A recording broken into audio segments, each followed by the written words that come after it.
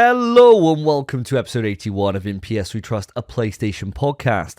My name is Davey and joining me as always is Spencer.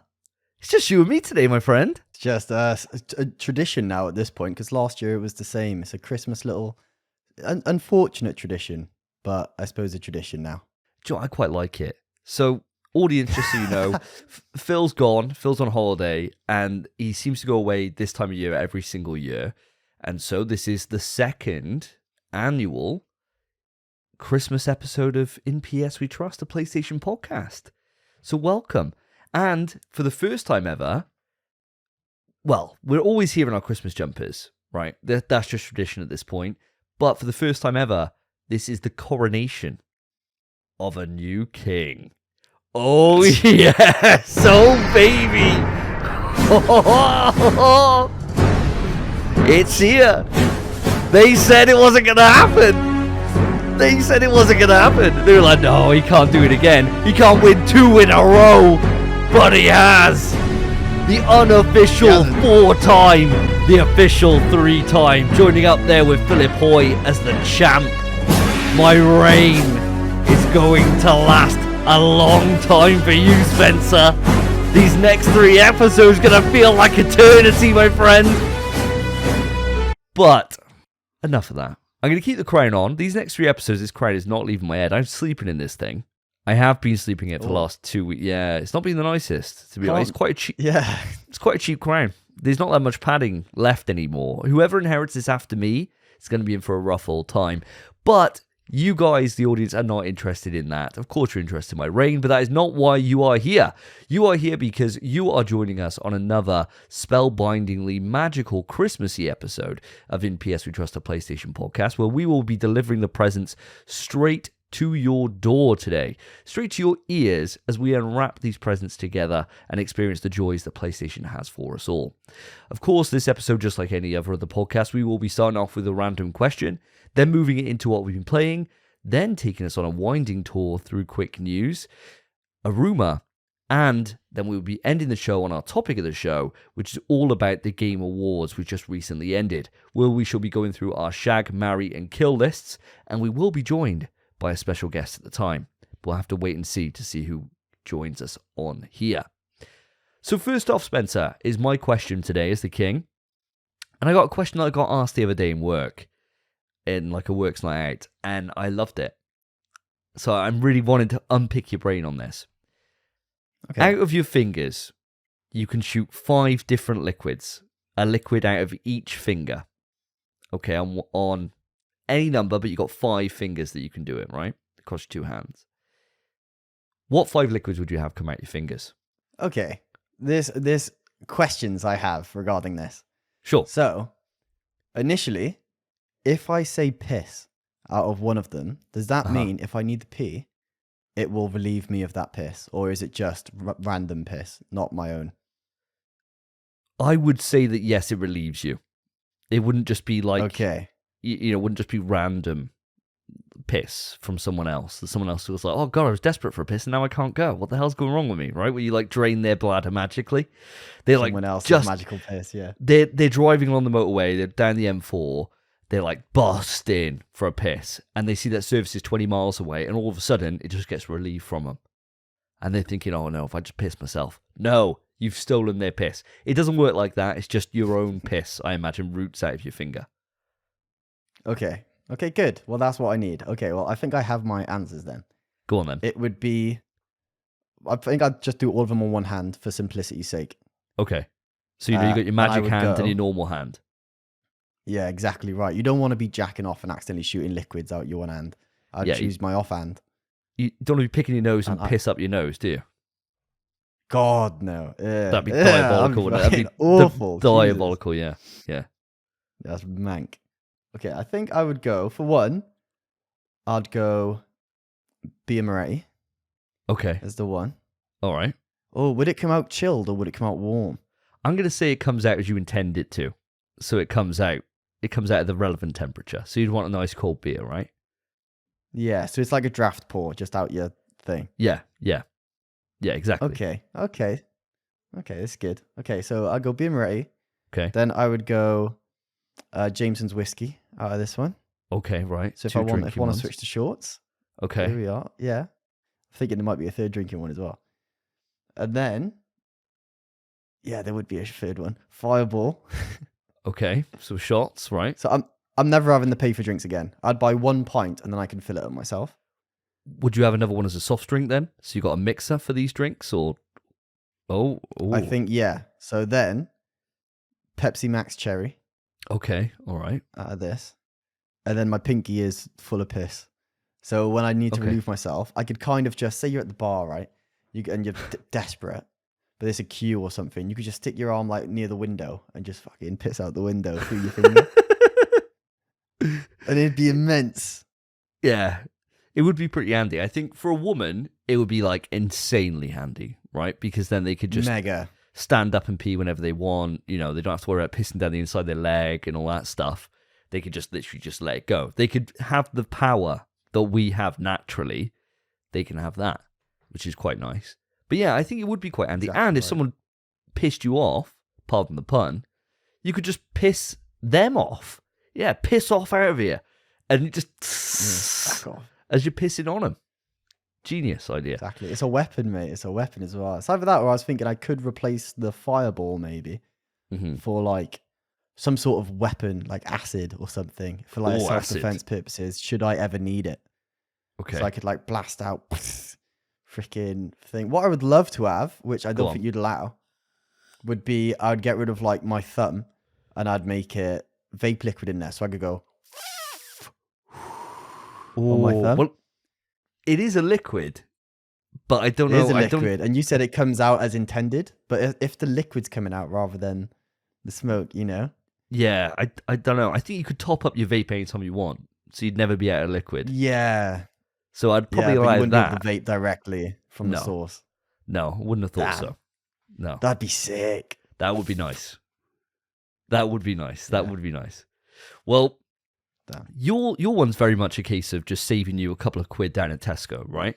Saving you 20 quid for a bottle of Fireball, stuff like that. I've had a little bit longer to think about this, and these were my answers I put out at the time when I was originally asked this, but I'll share these with you, and I think you may be kind of kicking yourself that you've chosen these particular powers. So the first one, magma finger. So I could just shoot magma out whenever I want. And out of this finger, liquid nitrogen. So then I can immediately, anyone starts anything, you either cool off or you just melt them. You're Todoroki. Yeah, exactly. And you could just literally, and if you wanted to, you could just make land. Because you could just literally just magma and freeze it immediately. And you can create yourself a new continent if you wanted to, with enough of it. That's true. So I think, if I wanted to get into the real estate business, I could be like, how would you like to live in the middle of the Pacific? They'd be like, oh, I don't know. And you'd be like, how much room do you want, mate? I could be here all week and just pouring it out and just making fresh land. I'm sure there's not going to be any ecological disasters, but I could be a superhero. And that's the first thought. I could straight away, or villain. Because, you either burn your way in or you freeze and smash it, right? But you got options. You've always got options. No one's going to fuck with you if you got magma and fucking frost powers. No one. What are they going to do? Nothing. So, yeah, that's my first. So that's 2 of them gone. So I got 3 left. Third one, petrol or diesel. Ooh. Never have to worry about fueling up the car again. You just chuck your finger in there and Bob's your uncle. Or if I wanted to supercharge the magma, it's another offensive tool. So then you could just literally spray them with fuel, and then they're like, oh God, no, he's got that magma finger. You're like, best not. You best not mess. And then... But then the only issue with that one... Yeah, cool off, chill out. The only issue with your petrol finger is that they're planning to get rid of petrol cars over the years. So at some point, that finger, other than for covering people in petrol, that finger is then irrelevant. Yeah. Other than I'll then be the only source of fossil fuels on the planet. And I sell. And I can be pumping that all day. I don't think there's a limit to this as far as I'm aware. So I could literally just be selling it I could just turn into like Dubai. Just a one-man Dubai. Where I just make as much as I want. And, I'll keep this kind of power to myself until they really start running low. So I'll keep this just low key. I'll be filling up our cars and stuff. And then as soon as things start getting really low, all of a sudden there's a new player to the game. And out he comes, and I'll be having that oil money. So then I'll be rich as shit, selling petrol, diesel. I'll be absolutely minted. And then I can use that minted powers to create a super suit that runs off magma or liquid nitrogen and just make myself even more powerful, right? And it just keeps going. And then I got unlimited funds, a whole research team around me to be able to make me what I want with my petrol money. Next step, taking over the world, mate. It all begins with the petrol finger. Started by saying he was a hero, and it slowly declines into his true motives. I'll make it into... I'll do what all good villains do, where they're like, I'll make it into utopia. And it never is. It's a proper dictatorship. You work for me. You are a slave to this country. What are you... I'm thinking you got free will. So anyway, that's 3 of them down. 4th one, I'm thinking I'd go for a nice alcoholic beverage on the 4th. So I'm thinking it's got to be an Estrella. It's got to be an Estrella finger. And then I could just tip that in and make a nice pint whenever I want to. And the 5th finger, I think I'd like to have... And, there was people in my wrist meeting, they were coming out with, liquid gold. They'd want to be able to have that. But I think with petrol, that's, it's dark gold, baby. So why do you need the liquid white gold or whatever it is? Normal yellow gold. Don't need that rubbish. I think for the 5th one, I'd like to just have water. Because the amount of times that you're desperately hungover, right? And then you think, oh, God, I need a drink. And your mouth's tongue sucks inside your mouth. And you're like, oh, God. And you've got to crawl to the tap to get some. You could just straight on it, done. So, you just don't want to, again, you just want to make sure you remember which finger's what. Because you don't want to be pouring magma down your face. So at least I know, all liquid nitrogen mouth. You don't want to be messing with that. So, petrol in the mouth, I've never tried it. It smells nice, though, doesn't it? Smells good. No. It's, you don't like it? Seen, people suck the tube to funnel petrol? People get it in their mouth all the time. And whenever that happens, you see them go... You don't want it in your mouth. But maybe they don't like the smell. I love the smell. What if I try it and I'm like, that's yum. But yummers. It's so expensive to buy. I could never take it up as a habit to drink it. Well, if you can generate your own. Yeah, exactly. Yeah, I suppose. But no, I still don't think it's the best idea. No. Petrol. I understand, like you said, with liquid gold, some of your colleagues were saying, I understand that. I wouldn't go for that. I think there are more valuable liquids you could choose. Well, the one person came out with, which is apparently the most expensive liquid on the planet, stallion horse cum. It's not the most, I don't think, but it is one of. Can you imagine having a fucking cum finger that you're blasting out horse juice? I'd rather die. I'd rather get killed by the magma guy than get blasted by horse cum. Yeah, but then think, right? My weapon was I could piss on someone. Imagine blasting someone with horse cum when they fucking pissed you off. For one, that's not coming out their clothes. That's ruined. Oh, yeah. And 2, it just reek. It'd have to stink. I imagine it's stinky, mate, yeah. And it'd be warm. It's got a smell. So it'd be just... disgustingly warm, yeah. It'd be dripping all over your shit. Oh, you're like, oh. It'd be savage. Me. That'd be the worst, man. If you do it to a girl, she might get preggo too. Oh, mate, yeah. Double whammy. That's how senators came around.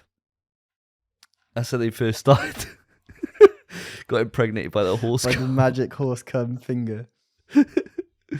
Jesus Christ. Well, there we go. That's our Christmas question for this time. Audience, I would love to know. Nothing to do with Christmas. No, nothing at all. Audience, I'd love to know, what would you have on your 5 fingers? What liquids would you choose to have come out of your body? Let us know right into the email pswetrust@gmail.com or reach out to us on the socials. Now let's move it on to what we've been playing. This time on NPS We Trust, what have the boys been playing?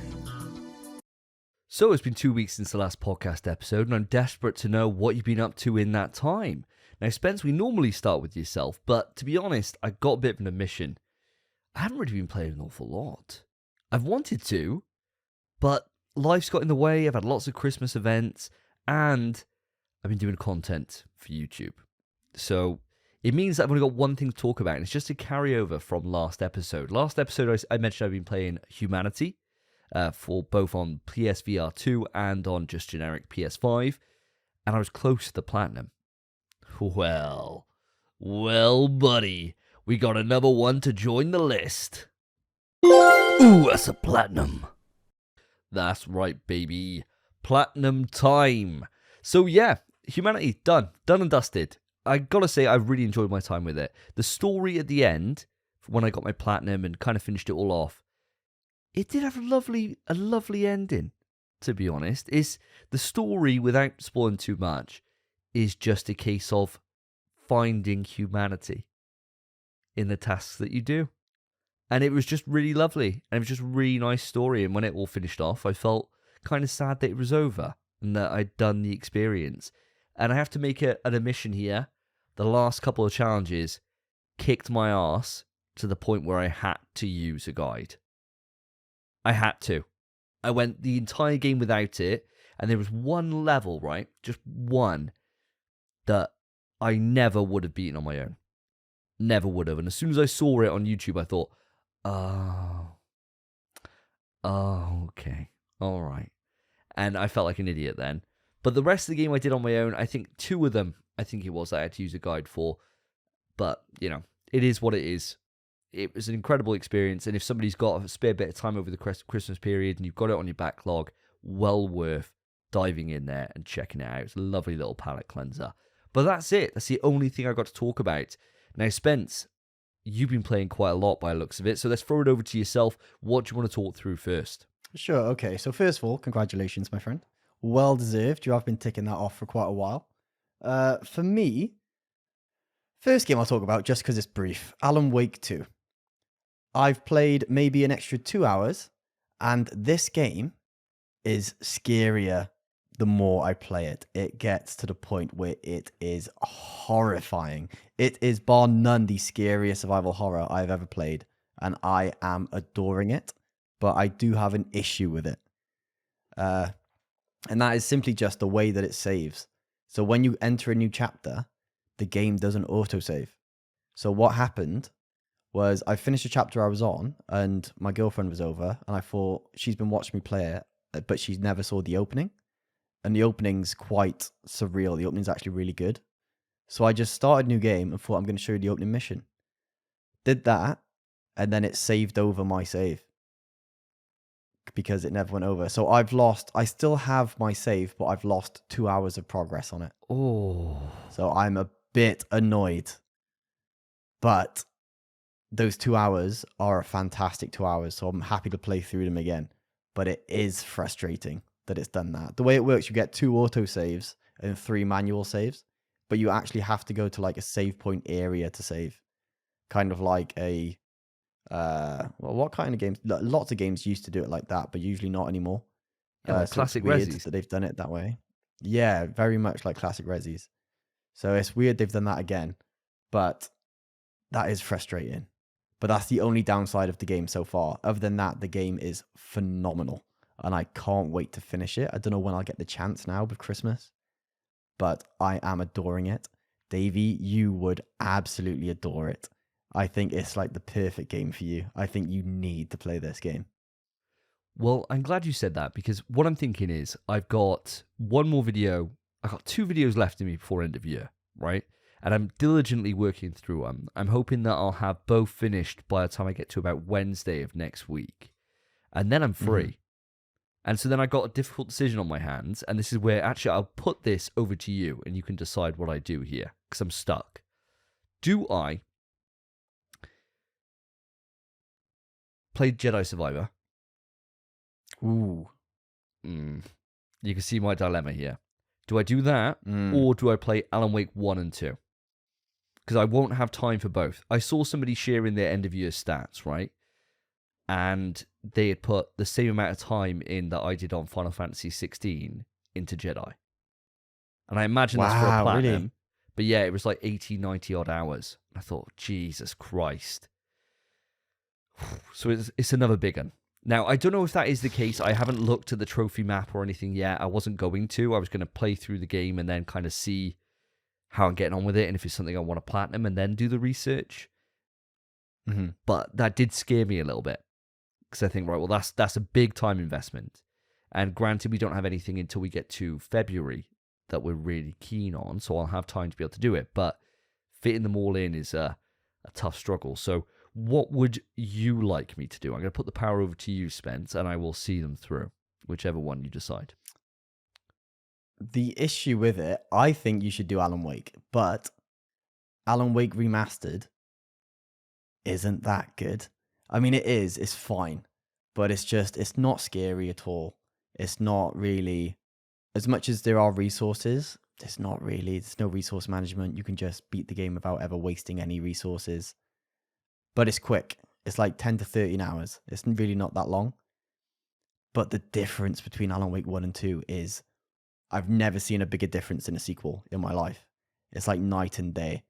Alan Wake 2 is far superior. And I think Alan Wake 2 you would prefer over Jedi Survivor. So as long as you don't mind playing Alan Wake Remastered, I would play Alan Wake's instead. Because Alan Wake 2 it's nuts. I can't comment on Survivor though. That's the issue. It's a biased opinion. But I would suggest Alan Wake. Okay, well there you have it. So that's going to be my plan. So by the time we get to our end of year episode, which is going to be in another couple of weeks, I'll hopefully be making some progress towards that. And hopefully I'll be at the point, especially with Christmas breaks and stuff like that. I got a couple of days without my son around. I should have time. I should have time to be able to at least get part way through Alan Wake 2. That's the plan. We'll see. We'll see where we go from here. But that's what you've explained there with the saves has really turned me on to Alan Wake 2. Because that's the kind of thing that survival horror these days lacks quite a lot. And I know people make the argument, and I'm sure that you'd probably agree with this, Spence, that, autosave is just nice because it just saves frustration, right? But I kind of like getting frustrated. I kind of like having to do a backtrack in a survival horror. I like that thing where, oh, fuck, I should have saved there and I didn't. When you said about 3 saves, are these manual saves, can you overwrite them? Do you have an unlimited amount, or is it like ink ribbons? No, it's not like ink ribbons at all. It is just, so you could have like 3 different runs going at the same time. They're basically like your list of saves, but you could overwrite it as much as you want. It's just you can only save in those specific places. There are auto save points throughout, but for some reason, starting a new chapter isn't one of them. And I don't know why. But it's really weird. You'd think it'd save as soon as you finish a chapter or start one, but it just doesn't. But it's basically like normal saves. It's just the auto saves are a bit fucky. And that's your only complaint you have with the game. Everything else you're absolutely over the moon with. Yeah, I can't say a bad word about it. It plays brilliantly. They've added new mechanics that are like, I really want to spoil it for you, but I can't. But it's fucking, I'm shitting myself. It's to the point where I'm playing for 10 minutes and then I need to distract myself and do something else. Because I'm like, nah. I know what you mean. It's like the opening of RE7 for me, where I was terrified at the start and then it went away. It's not going away. This game is fucking scary. It's freaking, it's nuts. Sounds like the kind of game where I know that I'd need to stream it, because otherwise I will be taking these breaks all the time. Yeah. At least I find when I'm streaming, I have to stay, and I have to do like a big session on it. Whereas otherwise, I know exactly what you mean. Where you like get a minute, you're like, and then like Twitter comes out for like a minute or two, and then you're like, come on, let's go, let's do this. Or you just chug in the vape for like a minute, what is on pause, and then straight back in, right? I know exactly what you mean. I'm vaping, I'm on my phone, I'm like, what else is going on? Anyone want to play anything else? Anyone online at the minute? It's like, nah. But there's like kind of stealth sections is what it is. And it's like, if you get near the enemies, they're like, wake. Alan Wake. And you're like, Jesus. Fuck me. You're like walking past, you're trying to step, but you're like, shit, It's so good, man. Oh, fuck. You need to play Alan Wake. Everyone watching play Alan Wake 2. It's nuts. I'm scared now thinking about it. It's nuts. Oh, man. Fuck, what a game. So exciting. So exciting. Well, what else have you been playing, my friend? Okay, I'll save the big one for last, I think. So the next one I'll talk about, a little game that got shadow dropped at the Game Awards, the finals, which everyone, they literally, when they announced it, they were like, and it might be coming sooner than you think. And I was like, oh, it's out tonight. It's out tonight. You may as well have just said, and it's out tonight. Of course. Yeah. What a stupid thing to say. But I've played it a little bit. There's a game mode called Quick Cash. Basically, the way the game works, you have teams of 3, and there's 3 teams. And you can choose between a light build, medium build, heavy build. They all have different abilities, different amounts of health, and different weapons they can use. And you need to work as a team to go and collect the cash and drop it off in a cash out box. And then you need to defend that cash out box because people can claim it as their own. And that timer keeps progressing. So if you could get like a last minute steal, you win. And it's like nuts. The movement is insane. The combat's fantastic. The gunplay is great. It's just a really fun new live service game that I think everyone should really try. It's just really fun and really good.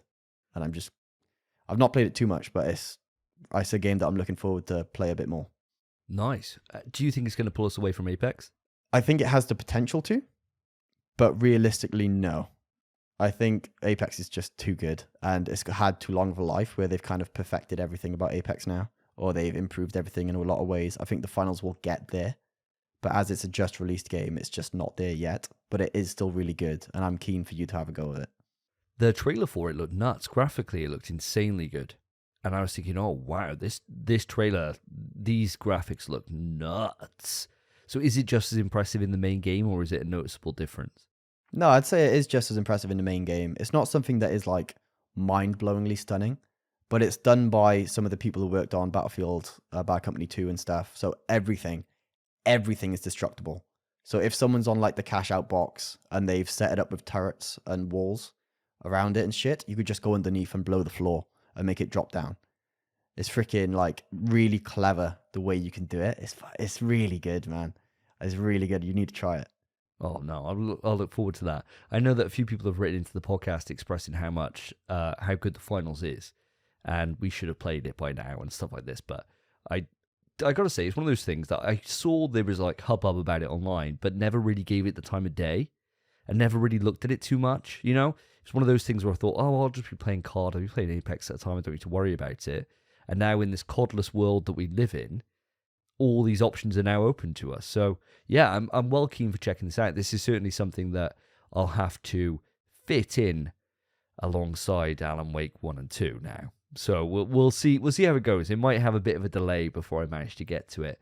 But you mentioned about a big one. So what is the big one that you want to mention? The big one was a little something that dropped on December 12th, so 2 days ago. And that is freaking God of War Valhalla. I've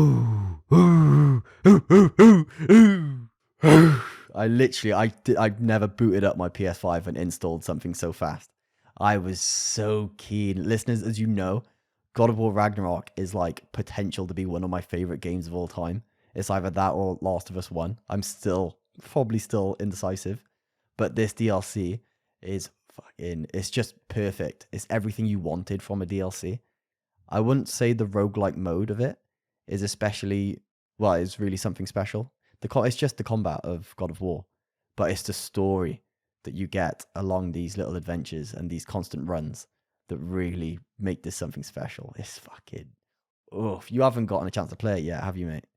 No, this is the thing for me. So as soon as when we get to the Game Awards, we talk about it. I actually came to Game Awards quite late this year.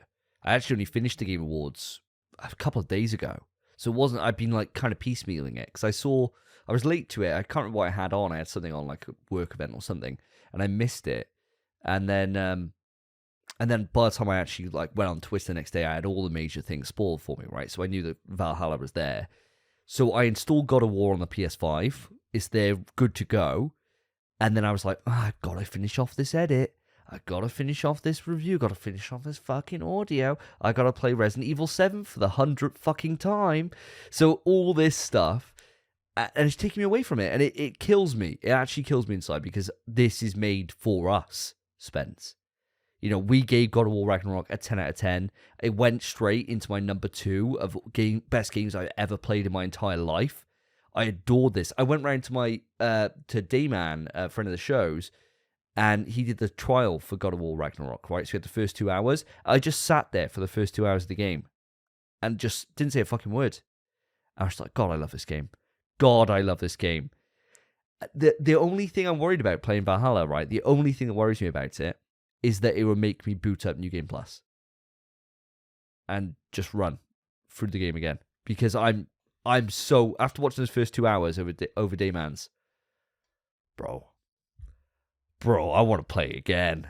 I want to play it again. It's so fucking good. It's so good. So, I can't fucking wait for this. But, obviously, this was a free DLC that was added in. So, what are we talking for in terms of length here? And is this something that you can feel it's free? Or do you feel quite differently about it? I wouldn't say you can feel it's free.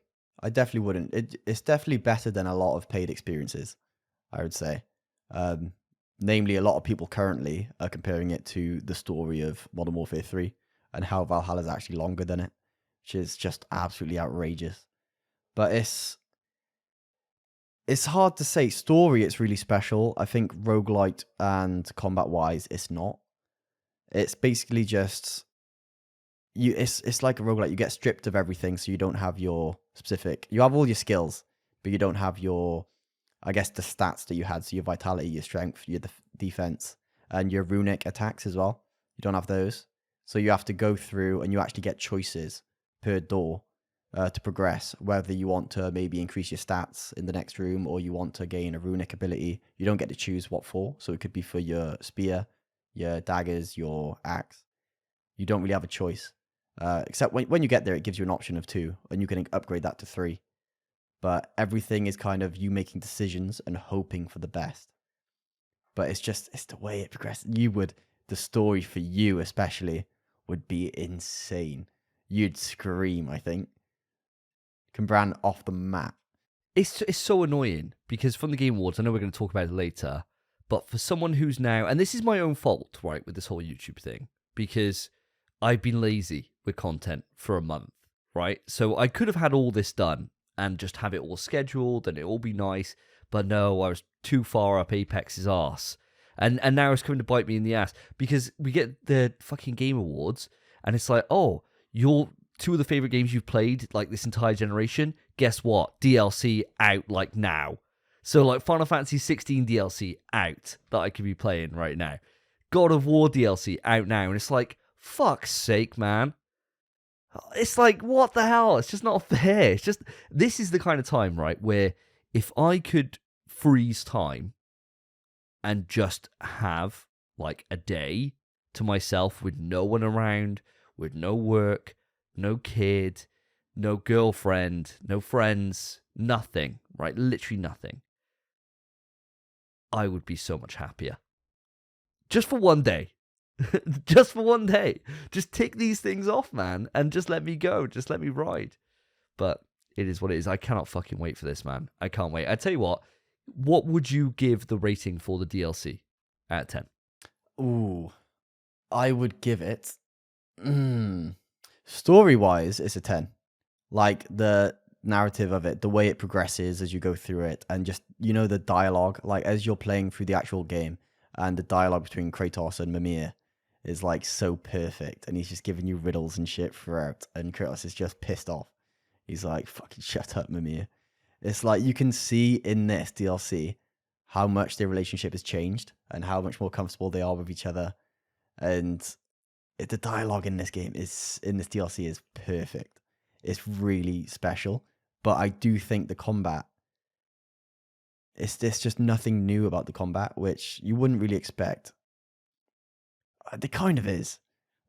It's getting into spoiler territory, so I'm gonna slow down. But it's not as good as... Oh, maybe it is.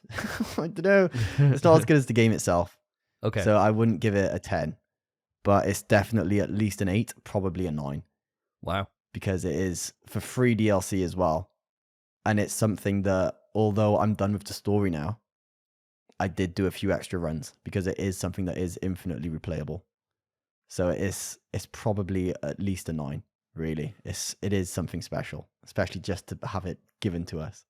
Okay, and just to put you on the spot here and make you make a snap decision out of nowhere, is it the best DLC of the year, or does that belong to separate ways? I'd say it belongs to separate ways. I think I'd stand by separate ways because separate ways for me is better than RE4. That's wild. So it's really fun separate ways, and the pacing's phenomenal. It's not dragged out like RE4 is. It's good. Whereas Valhalla, it's just I'd want Valhalla to be like 30 hours long, man. Yeah. Just give us another God of War, innit? Just give us another one. Yeah, just give me another one. But it's like they've called it an epilogue. It kind of rounds off quite a bit. It concludes Ragnarok a bit nicer. So it's definitely something special. But it's not. I wouldn't put it up there with separate ways. It is up there with separate ways, but separate ways beats it slightly. Okay. I'd say steps just ahead. Oh man, it's a horrible question, that mate. I know. Sorry, a horrible question.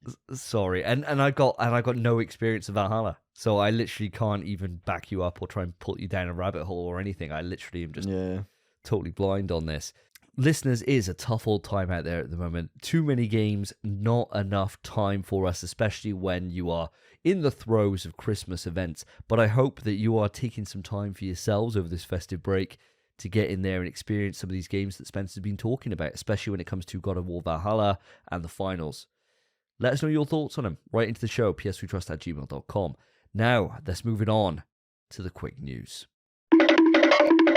Quick news. Quick news. Yes, listeners, watchers, we have finally made it to the quick news. Now, usually Phil hosts this, but he's not with us today, so I will be filling in his shoes. Hopefully, I can do a job good enough of his, during his absence. I don't know if they're big shoes to fill. Oh, I was going to say, when you said filling in earlier, I was going to say great pun. But usually what we do impressions based on a topic. But as Phil isn't here today and it's just us, we'd both lose, surely. So what we'll do, we'll stick with the tradition that was set last year, which is every time it comes to us, we will give you and each other a Christmas cracker joke. Hey, what a great time. Let's go. Hey. So, Davey, going to pass it along to you. Kick us off. Give us that first Christmas cracker joke. Here we go. All right. I love these. What do you call a reindeer who can't see? I know this one. That's what sucks. You know it, do you? I do know it, but I don't know, mate. What do you call a reindeer that can't see? No idea. I knew you'd laugh. No idea. Brilliant. How do they think of these things, man? Quick news. So, from a less funny situation, this is actually really, really sad. Time Splitters, the studio that brought us that, in terms of Free Radical Design, are no more. So, the publisher, Embracer, has binned them off, basically, in a nutshell. So, I got this from an article from VGC, and I'll read some of it verbatim, okay? VGC reported earlier this month that Free Radical was at threat of being closed just 2 years after it was established as part of a huge company-wide cuts at Embracer and its owned publishers. Although Embracer has yet to publicly confirm Free Radical's position, sources told VGC that PlayOn has now acknowledged in a company email that the Nottingham UK-based company could be closed on December 11th, following the completion of a consultation process. As we move through the consultation process and face the potential closure of Free Radical Design on 11th of December, I want to express my gratitude for your commitment and the remarkable work you've done and still keep doing, wrote PlayOn VP Worldwide Studios and Talent, Lars Jensen. Very, very sad news. Now, we know 2023 has been the year of layoffs. It seems to be that every single major studio and publisher seem to have encountered some layoffs of some kind, huge record amounts. I can't remember a year that we spoke about this amount of layoffs this frequently. And it's always sad, and especially for me when it comes to Free Radical, because they are the lifeblood of the PlayStation 2 generation for me. I played Time Splitters 1, 2, and 3 to death. And there's always been these rumors about that Time Splitters was coming back and the Free Radical, when they were, newly formed and all this, that it's coming, Time Splitters 4, baby, can't wait. And it seems like as if this studio are just eternally cursed, just to never exist. It's just really sad. And so there is a tiny bit of good news for this, and that is that Splash Damage, who are based in the UK as well, they're only around the corner, really, in the global sense, have said they're offering guaranteed interviews for anybody from Free Radical. So it's at least an opportunity for them to be able to find work. And of course, the good thing is with the UK, we do have quite a few studios now that are based in this country. So there are opportunities for work. And I hope, and my prayer is that everybody at Free Radical managed to find a position. I really, really hope so. But this just goes to show the issue that Embracer are facing at the moment, Spence, in that this year they have just laid off so many people. Even Gearbox have faced layoffs as a result of what Embracer are doing. And I suppose it's one of those things of, they started off, they entered into the gaming space and they bought up everyone. Remember when they first just came up and literally like every single IP seemed to be up for grabs and they were just buying, scaling. And they were like, oh, we got like 70, 100 fucking thousand projects in the works and expect to see our work soon. And nothing really of any substance has materialized from it. We've had like Destroy Humans remakes and stuff like that. And like is it Knights of Avalon or Kings of Avalon? Whatever that... Amalur, that that fucking that game, Kingdom of Amalur. That's the one, and that's supposed to be great as well. But they're nothing that really moves the needle. And when you got a corporation of that size and it starts, it doesn't bring in the returns that you expect, heads are going to roll from it. And this is one of those things of you've got to be able to walk before you can run. And I think this is where Embracer just dive too far into acquisition after acquisition without them thinking about the bottom line. And unfortunately now all these studios are paying the price. How do you feel about this news, Spence? I mean, it is devastating news, but to be fair, Free Radical are kind of a legacy studio. Like, when was the last time we spoke about Free Radical? We never have. They haven't really done anything in recent years or even probably the past 10 years, 9 years. So it's, out of all the studios to get canned, it's kind of an expected one. But it's not really the situation you want to see anyone in, especially not this time of year.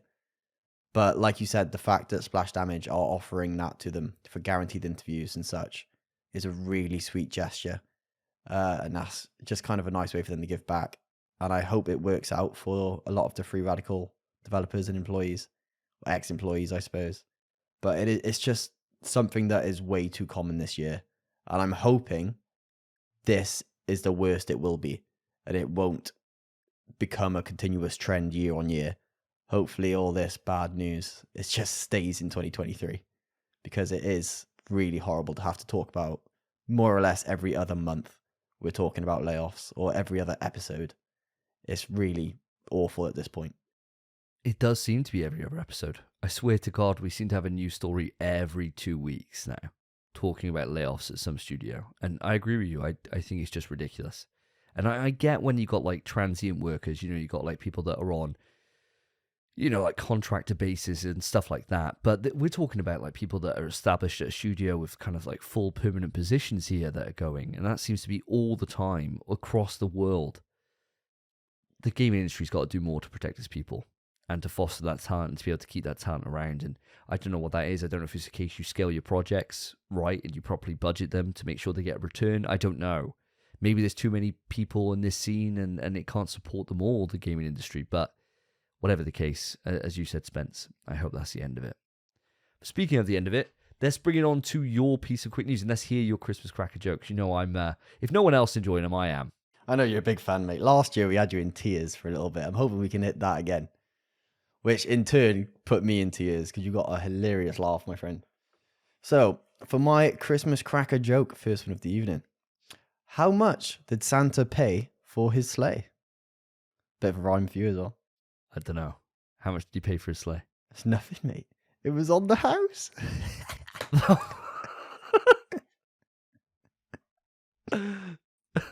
It took me a minute as well with that one.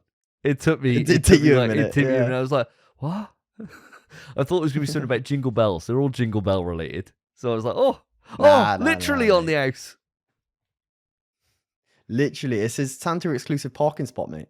It's fucking outrageous, actually. Get off my fucking house. But yeah, there we are. Quick news. So as always, it is my role, my responsibility, listeners, to give unto you the PlayStation Plus lineup. And now this is going to be the lineup for December. This usually we kind of do about leaks or rumors of what they could be. This is confirmed for you. So all these titles will be playable from December 19th, and they are as follows.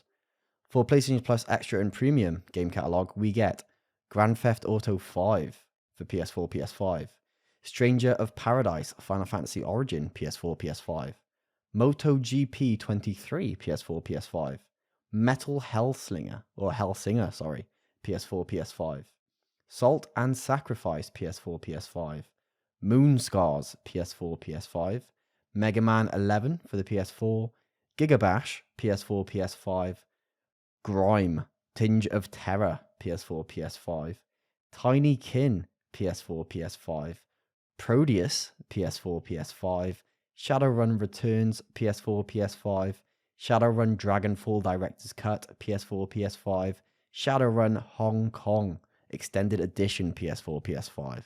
Now that is quite a big list, but we don't stop there.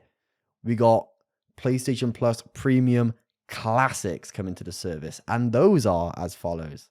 Mega Man Legacy Collection PS4, Mega Man Legacy Collection 2 PS4, but we like Mega Man, Thrillville PS4, PS5, Thrillville Off the Rails PS4, PS5, sick game, Buzz Lightyear of Star Command PS4, PS5.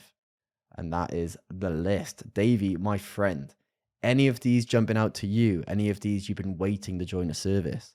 Any of these you're going to install as soon as possible? Give it to me. Yeah, actually, there's quite a few this month. I think it's a really, really strong month.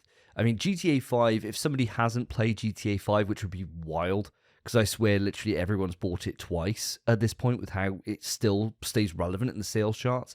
That's always quite nice that's there. Would I revisit it? No. Absolutely fuck no. I've been hearing about it non-stop for the past fucking 14 years, it feels like. So, no, I'm quite done with that. The games that I'm interested in, though, right, is Metal Hellsinger. So, Metal Hellsinger, I played the demo for it when it first came out, and I didn't vibe with it at all. I just couldn't get used to how you kind of mash a kind of like a shooter melee game into a rhythm game. I just couldn't quite get it.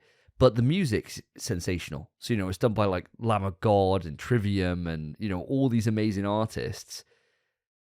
And if I got a chance to really give it a couple of hours and see if it can hit with me, fantastic. And I've heard it's a pretty decent platty as well. So, win-wins, right? So that's the first thing. The second one I hadn't even heard of until I looked at this list, and it's Proteus. Now, I've done a bit of research on this now. This game's sitting at an 84 on Metacritic. Very well regarded. Steam's sitting at a 9 out of 10. And a 2-player co-op boomer shooter. Bro, we can have some fucking fun with this. I'm thinking this is definitely something we can go and enjoy. So those are my choices for the two from this. But looking at the overall list, man, this is a great month. A really, really strong month. And for the Premium Collection, if anybody is on Premium still, Mega Man Legacy Collection bangs. They're absolutely incredible. Of course, if you've never played a Mega Man game before, they are hard as balls. But if you haven't played one, this is a great starting off point because the Legacy Collection, for the first one anyway, contains the first 6 games, I believe. And just enjoy them. The music You alone, only need one of them, though. Mega Man 2. You know which one. Oh,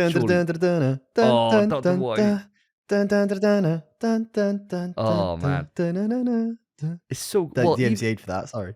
Oh, man, all of them are just banging, especially like Mega Man 2's music, like Woodman Stage and all these fucking things. They just all pop so much. They're gems. So, and I've never played Legacy Collection 2. So I've still got Premium for another couple of months. So that's something that I could look to get on. Unfortunately for me, time. It always comes back to time on this podcast, and unfortunately I'm all out of it.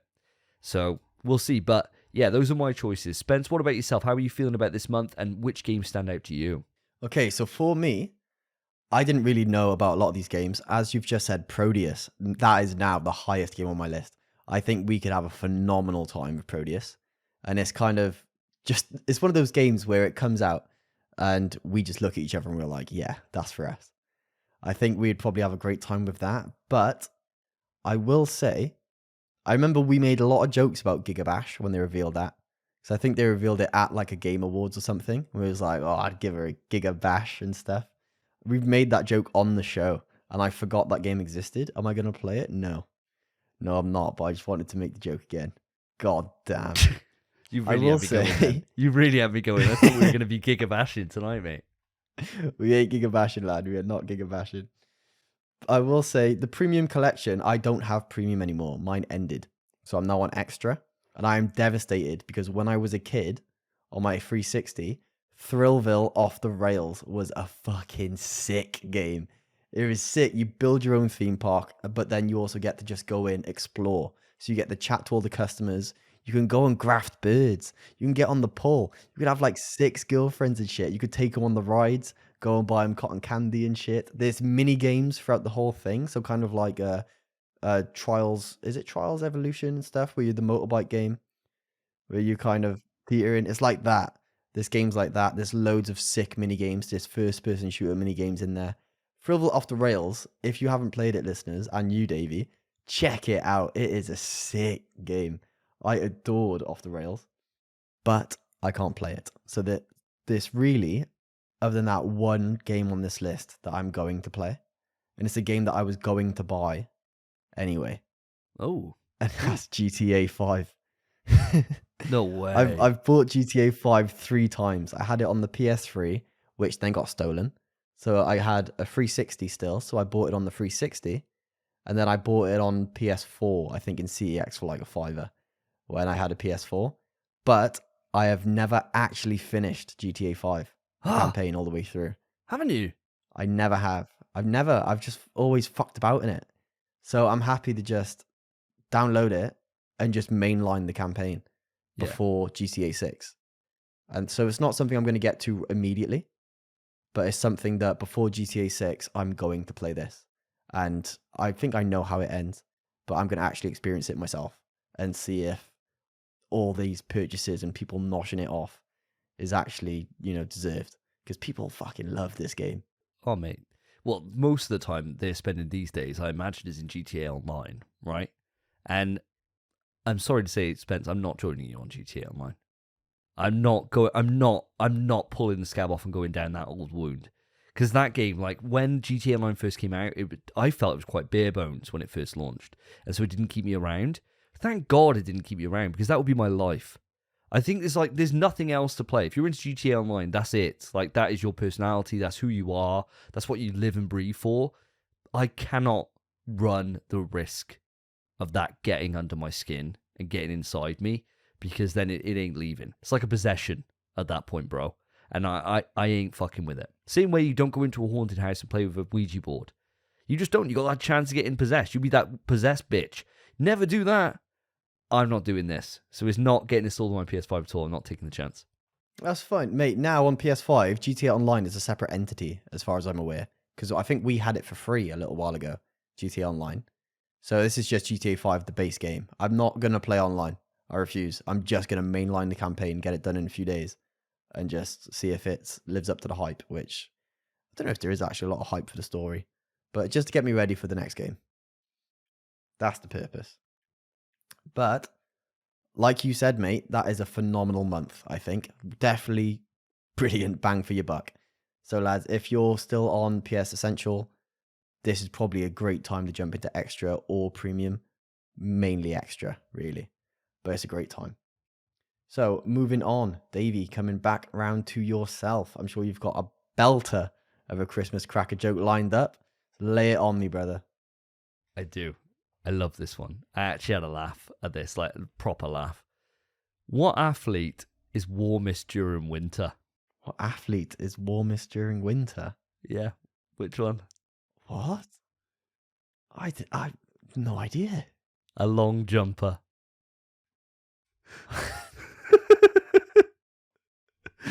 So stupid. So clever. Oh my god. Quick news. They never fail to disappoint. These Christmas cracker jokes. Speaking of failing to never disappoint, PlayStation has had an amazing month in November. Now, we got the combined sales for everything across the month of November, which, as we know, is a major buying period. You got Black Friday, everything else in there. Good little indication of how the state of video gaming overall is doing. Now, this is just UK stats, so I'm going to roll through these quite quickly, but the number one game for November 2023 was Call of Duty Modern Warfare 3. No real surprise there. However, when you look at the global ratings, it's not actually doing that well. It's actually quite a bit behind Modern Warfare 2. No surprise really for me as far as I'm concerned, because I haven't bought it, and you haven't bought it either. And that says an awful lot, right? The PlayStation Portal sold out at retail. Completely sold out. And I'm going to be first one to admit this year. I'm going to eat some humble pie here, all right? I'm going to literally take it back. I was saying nobody's fucking going to be interested in this. Turns out it's just me who's not interested in this because people are scalping the living shit out of this device. Nobody can find one. They go in for exorbitant amounts online where people are reselling them. Turns out I was just a hater on it. And that's not changed. I'm still a fucking hater on it. But seeing how well it works, there's been a couple of times where I've been in work, right, and I got my hour lunch break, and I think, I could just be playing a little bit of something right now, couldn't I, on the PS Portal? And I connected on my phone. I thought, fuck the PS Portal, I'll just connect on my phone and play it that way. Unfucking playable. Right, it just didn't work. So apparently everyone's sharing these videos that Portal would work. That it's just working on planes and shit. It's up for debate, man. It really depends on where you are, what your Wi-Fi is. Because they might be on 5G on their phone, hotspotting or something on the plane and just chatting out the... I think it was IGN who did the on plane. Yeah. It was a Starlink or whatever, wasn't it? Yeah, I saw a video of someone with Miles Morales, Spider-Man, on the TV, and they were showing their PS Portal, and the capture was like, PS Portal's goated or something, but you could see the stutters like every few seconds, or it was like a stutter every second. It depends on the game you're playing.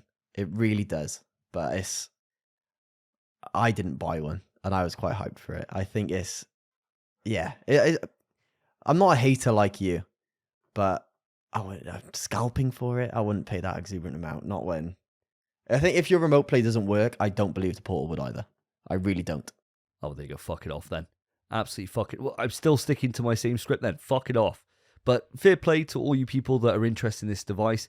Imagine if you went out and bought the fucking Vita. Imagine if you went out there and bought the Vita. What kind of existence we would have now in this day and age. Shame. Shame on you all. Massive point. I tried this with the PS5. Just support the Vita for remote play. It has remote play built in. Just only for like PS3. Why don't they just update it so you can play PS5? It'd be fine. It'd take them no effort. Oh, it's because they just can't be fucking asked to even think about Vita. And it's the most annoying thing in the world because it is so goated. It's so goated. Good.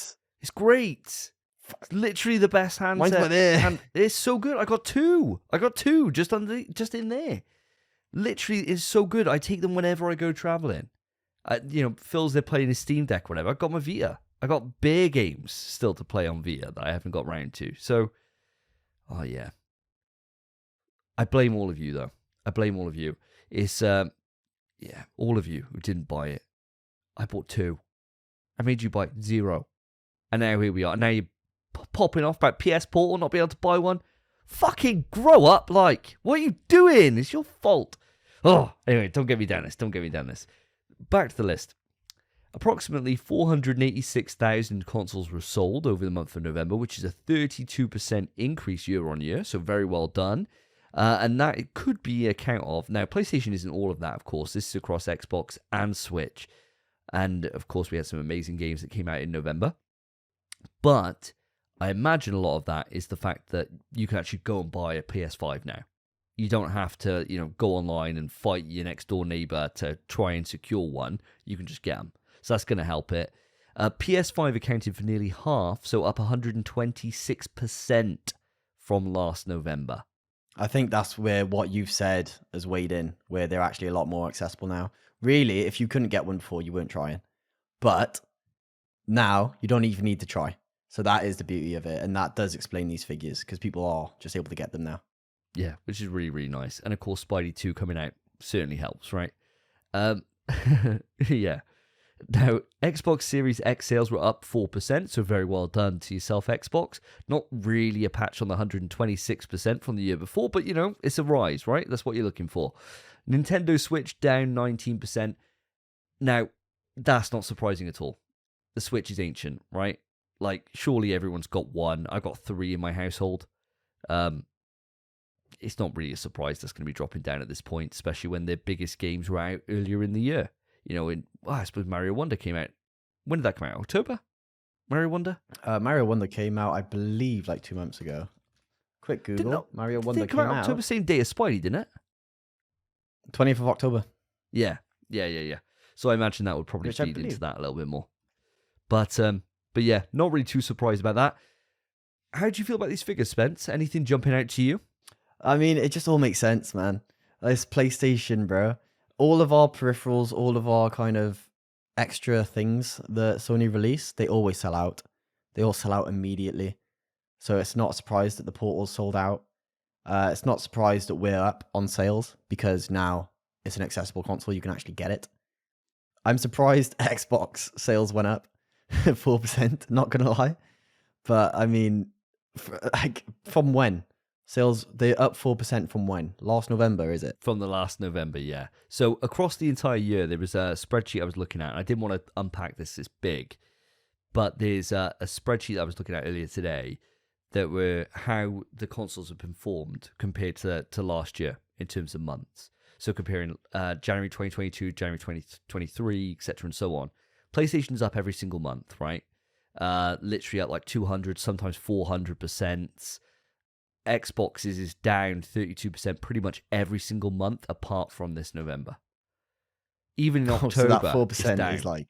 Yeah, they're at a net. they're at a negative compared to last year. Negative, yeah. I mean, it's no surprise though, is it? When you got CEOs coming out and talking absolute nonsense and saying, they can't compete, why would you choose to buy into that when you could just boot up their games on PC, right? It just makes sense. But hey, they're still profitable apparently. So, well done. I feel like we dunk on them all the time at the minute. We do dunk on them. I mean, rightfully so. They're not doing anything. They're not a player in the game at the moment. So that's the reason. Sorry, Xbox and stuff, but you step up, man. Buy something else. But Nintendo Switch being down 19%, I would say it's surprising, but it's kind of about right, I think. Because we're getting to the point where they're not releasing anything bigger and better. I mean, obviously Tears of the Kingdom came out, but graphically and performance-wise, they can't get better than they've currently got, I feel. So it's kind of, that console is kind of plateaued, I feel, at this point. And the sales, they're probably still going to stay high, but I think it's about time for them to start decreasing in sales based on the last few years. Because like you said, everyone's got one. I sold mine. I don't have one anymore. Will I buy one? No. There's no need. Will anyone else? Probably. Kids are getting older every year. They want consoles now. Yeah, that's true. That's going to be the only place you'll get one now. I mean, next year, bound to be the year of the Switch 2. Surely. Yeah, you'd think, but Nintendo are fools, man. They do something innovative every year. Next year, it probably won't be the Switch. It'll probably be some sort of VR Switch that you have to wear to play, or like a Meta Quest equivalent for Nintendo. The Game Kid, or whatever it was called. What was it called? The Virtual Boy. They had a VR headset, didn't they? That was just cardboard, wasn't it? You cut it out, chuck it on your head, and put the Switch in the front. Remember that? Yeah, but they didn't even make any games for it. They just had normal games that you could view in a VR perspective. Mate, they literally sold kids a cardboard box to wear on their head and charged them like 100 quid for it. And people bought it. Nintendo ain't no slouches, mate. They're fucking genius. Absolute genius move. If PlayStation put out a cardboard accessory, we would hear no end to it. But Nintendo do it, and everyone's like, oh my god, I can wear Mario on my face. Wearing this cardboard box that I cut out myself. It's like wild. You know those £15 like shit ones you put your phone in? Yeah. It's that, but rather than being made of actual kind of durable plastic, it's fucking soggy wet cardboard. And they said 15 quid, nah, 130. And it's what the fuck? And you gotta make it yourself. It doesn't come. You gotta make it yourself. It's wild. Nintendo, wild, bro. They honestly, Nintendo are honestly. I swear they walk in right, and nobody thinks of them as a threat, but they are stealing everyone's fucking lunch. They're snogging everyone's misses at the Christmas party. They literally are just coming in and doing whatever the fuck they want, and just walking out. They're like, oh yeah, Breath of the Wild. Yeah, it's the same map. It's the same map as the last one, slightly better graphics. Sure, we've got a new underground world and a new overworld, but it's pretty much exactly the same game. Let's take home a game award. And it's like, yeah. And here I am. I'm definitely going to put them in my top 5 for games of the year because it was fucking insane. They just don't miss, right? And sure, they're down this month, but somehow they're still selling and pushing units every single month, which is just wild to me. Absolutely insane. Wild, but yeah, crazy old list though, eh? Absolutely crazy. Yeah, it is. I will say the one thing I didn't touch on then, sorry. Modern Warfare 3 being top seller. Yeah, that's it. It's just, of course it is. It's Call of Duty. I mean, it's annoying that it is top seller because you think more people would realize of how gash this one is because they've done nothing. They put no work into it whatsoever. They've just chucked more the boys' skins in there and called it a day with past content.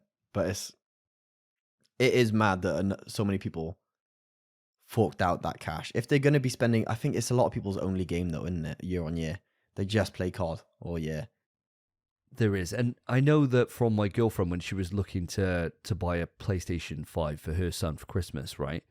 It was bundled with them a lot of times as well. So I don't know if that's got anything to do with it, but I know like Very and stuff like that, you couldn't get one unless you had it packaged with either this or FIFA. So it's like, maybe that has something to do with it. Yeah, the new Slim is like you can only buy it with COD, I think. So it's like, yeah, it's just, that probably is bumping up the sales, but it was going to be top anyway.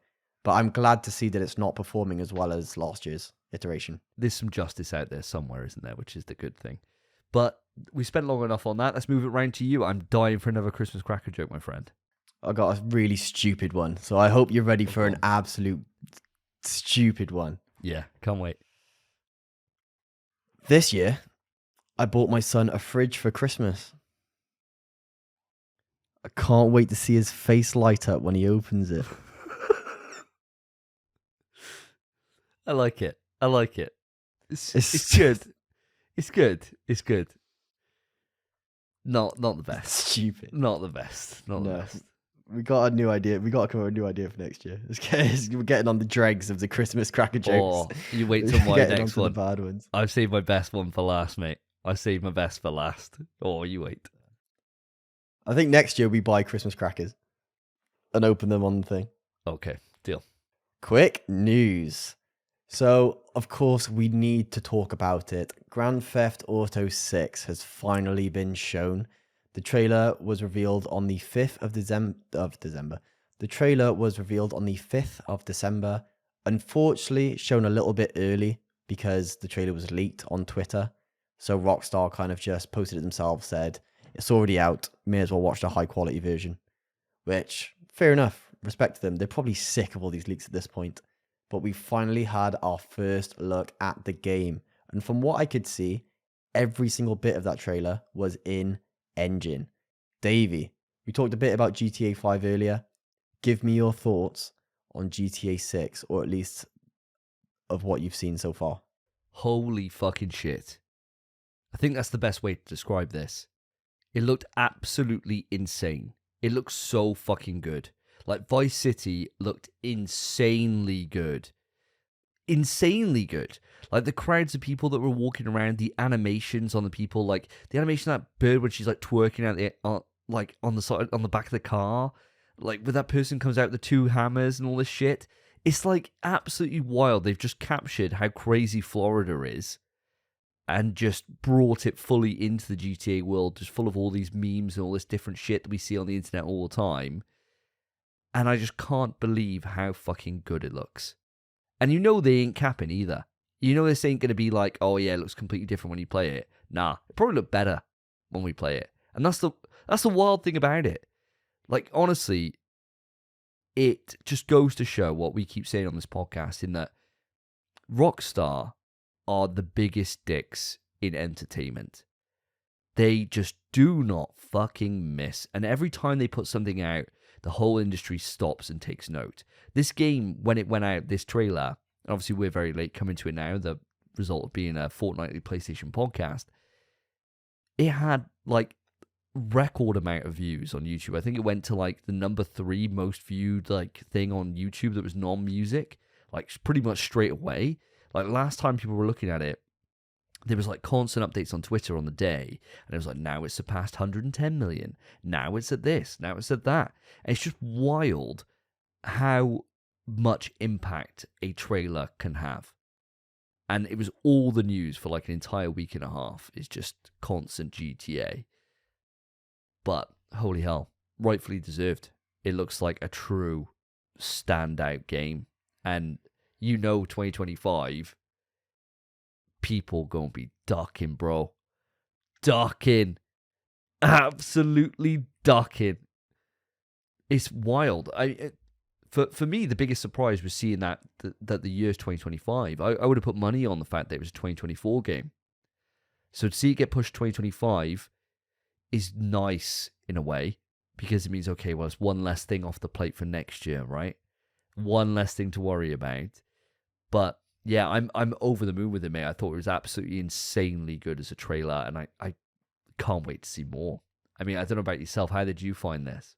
I mean, I felt exactly the same way. So what you're on about with the views, I think in 24 hours, it had 76 million views, which is nuts. And now 9 days has passed since it got uploaded. It's on 147 million views, which is ridiculous, stupid number.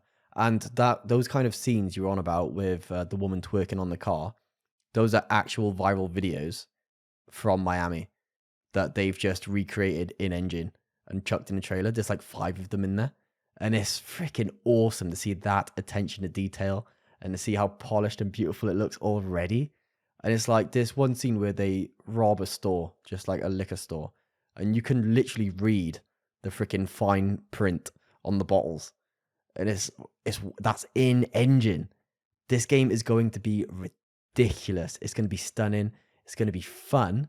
But the issue is, when it gets too real looking and you're massacring 200 people on the beach with your SUV, you might be a bit like, oh, shit. Like, will it get to a point like in Dead Space where you can blast them with a gun and it rips the flesh off? And you do stuff like that in GTA and it just looks like real life. You'll be like, oh, I don't like that. Oh, no. It might stop people using GTA for the horrendous outlet that people currently use it for. It might be too good. But you might be like, oh, I'll tell you what, I'll stop at this red light. I tell you what, if there's a game I don't want to be hyper realistic, it's GTA. If GTA had the thing where like you blast someone's skin off, or like you get on them with a flamethrower and they broil, like with the skin's bubbling and shit, I ain't doing nothing to no one, bro. Literally, I'll be a better driver in GTA than I am in real life, because I don't want to be mowing down kids and seeing them like explode in like a cloud of blood. No, you want to be able to punt someone and they fly over the sunset, right? And it just be that comical thing where they ragdoll for ages with like a drop of blood. You just want it to be that. You don't want to see like bones sticking out and someone's dick literally getting exploded off. Like I don't want to see any of this when I shoot someone. I think there's a time and a place, right? And you can have it look amazing. The character models look amazing. I don't really want to see skulls implode and bodies, rip apart in disgusting viscera. As you said, as I will drive my car down the beach and mow everyone down. Because it's going to happen. It'd probably be the first thing I do. Yeah, first thing I do. They showed a beach. They literally showed a beach with the density of people, the crowds that were shown in the trailer, enormous.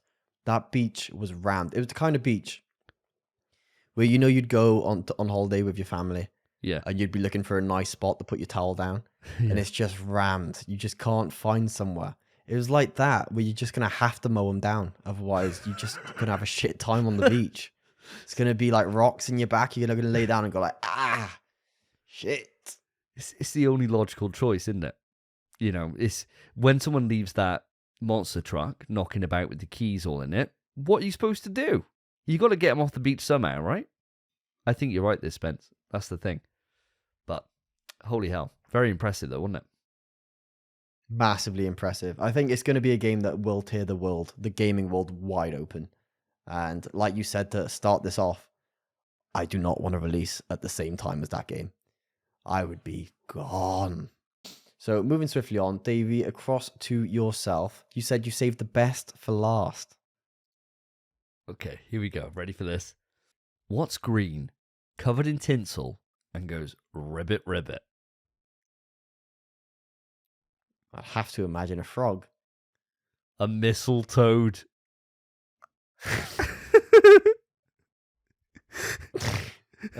Stupid. Mistletoe, bro. Amazing. How do they keep doing it? How do they keep coming up with these things? Speaking of things they keep coming up with, quick news. Kojima Productions and A24 will team up to adapt Death Stranding into a live-action feature film. That is the sound of Philip Hoy from across the Atlantic popping off somewhere, I swear to God. Yes, you've heard that right. Death Stranding being made into a feature film. Now, before I get into this, Spence, what's your initial reaction to hearing that crazy news? The issue is, right, I think it's expected, because Death Stranding is obviously such a massive, open, apparently phenomenal story. I haven't finished Death Stranding. I'm like 6 hours in. So I don't really know the potential Death Stranding has for a movie. But we've known for years that Kojima wants to move into the movie space. He wants to start creating films. So using this idea that obviously he has, this brilliant idea he had with Death Stranding as a way to create his film, I mean, I think it makes sense. It's not something that I was surprised to hear, but it's something that I'm grateful to see, I think. I gotta say, I'm on the complete opposite side from you. I did not expect this at all. Not in a million years. Not as a feature film. And I love Death Stranding as much as the next guy, right? I absolutely adored it. In fact, it's the first thing I ever reviewed on my YouTube channel was Death Stranding. I loved it. The story is convoluted as fuck. Like, it's ridiculously convoluted. I honestly don't know how you would fit this in, even in a 4-hour film. I really do not understand how you do it. This is the one thing, right? It's like we're in a fucking Twilight Zone episode here. Because you've got God of War, which you could do in a 2-hour movie. Death Stranding needs a series. It needs like an 8-part series. And then you could have where he's traveling from destination to destination be episodes. It just makes perfect fucking sense. And you can then just show the backstory and things like that in flashbacks while he's sleeping on the road, where he's trying to hide from the rain. All this stuff, you could just do that. It makes so much more sense to have it over like an 8 or, if you're lucky, 12-part series. But no, fitting this in over 2 hours is going to be nuts. I don't know how you could do it without having to skip out so much context for why the world is the way it is and why characters are the way they are. I'm thinking like how great it would be, and you obviously won't know this bit, Spence, but there's a moment where I think it's when you go to meet Hartman for the first time, and you go up a massive mountain, right? And you traverse over this mountain, and then you kind of go downwards, like you go over these snowy hills, if I remember rightly. It's been a few years since I played it. And then you go down towards Hartman's kind of villa, which is around a lake, if I remember right, something like that. And that entire trip and getting around there and meeting him was like so special. And I'm thinking that would be an entire episode, would be him trying to traverse over this and trying to dodge the ghosts that are knocking about around there and how crazy that whole area is. You could do that over an episode and having like, you know, fighting through and trying to look after the baby, which I'm not going to spoil the name. and all this stuff. That would be a really compelling hour of TV. But an hour of a movie of a 2-hour game length, 2-hour movie length, you'd be like, fine, I'm so done with this now. Can you just move on? So you have to keep that pace brisk. I mean, I don't know. I know you haven't played enough to be able to make that judgment call on it now, but I'm always on the line, and I think I'm going to ride or die. I'm going to hardline this stance now. Outside of Mario and Sonic, I struggle to really think of a really compelling video game movie. Like, really compelling. It ain't any of the games which can't be mentioned. None of them. Not one of those movies. God, no. None. The Silent Hill movie's pretty good, but you're talking about games with this quite limited story, right? Like, a game which can't be mentioned movie, there isn't really an awful lot that you need to do narratively to be able to get someone engaged in it, right? Something like this, it's the reason why you can't do a Metal Gear Solid movie.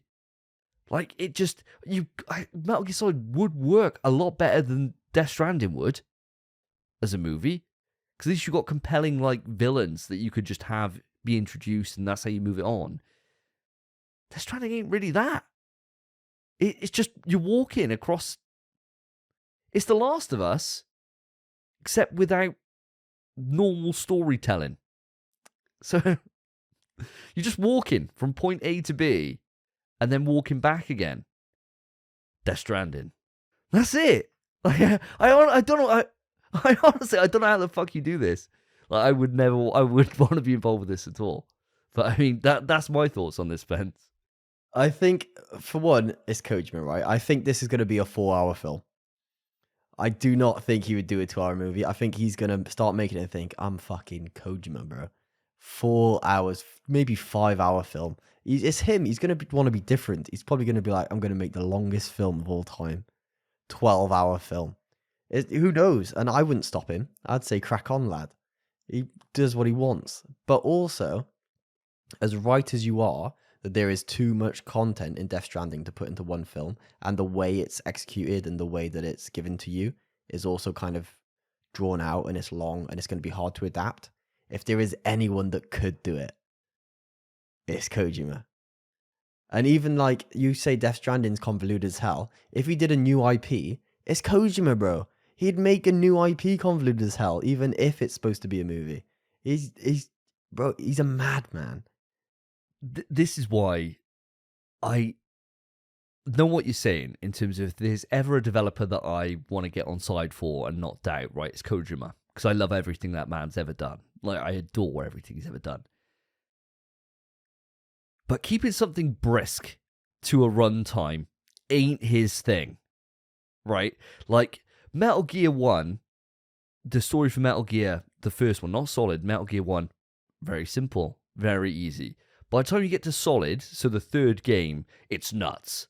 And then you get to Metal Gear Solid 2, it's insanely nuts. And it just gets worse, right? It doesn't get simpler, it gets worse every single time. You get to Metal Gear Solid 4, and it has inbuilt fucking cutscenes to remind you of what it's talking about, to highlight back to other games, because it's just insane. You'd have to be a madman to be able to remember all this stuff unless you live or breathe it. And if it wasn't for the fact you've got an inbuilt file reader on Death Stranding where you can listen to music in your base and read files, I wouldn't have a clue what's going on. Literally no clue. But I'm ready for that. I don't honestly think that if they put Kojima in charge of making this, it would be visually striking, it would be emotional. Granted, both of those two things would bang. You would easily, like you were saying, it'd be a 12-hour runtime film. And at that point, why isn't it a 12-hour series? The man cannot do brisk to save his life. He just can't. I think, I agree with you. I really sincerely agree with you. It should be a show rather than a film. But I think the reason he'd rather do a film is because it allows for a bigger budget. And I just think he probably needs that budget, and he's going to use it to make the longer. I don't think he is constrained to a runtime. I think he's just going to be like, fuck you. I'm making this movie as long as it needs to be. It's Kojima, bro. Who's going to tell him no? Not me. Not you. No one's going to say, whoa, it's 6 hours now, Kojima, slow down. He went, this is the opening scene. You'd be like, Kojima, bro, what are you doing? What are you doing? He's probably going to have like an 80-hour film, man. You have to watch like over days. I mean, the thing about it is Kojima's always wanted to be a movie director, really. Like, he adores movies so much.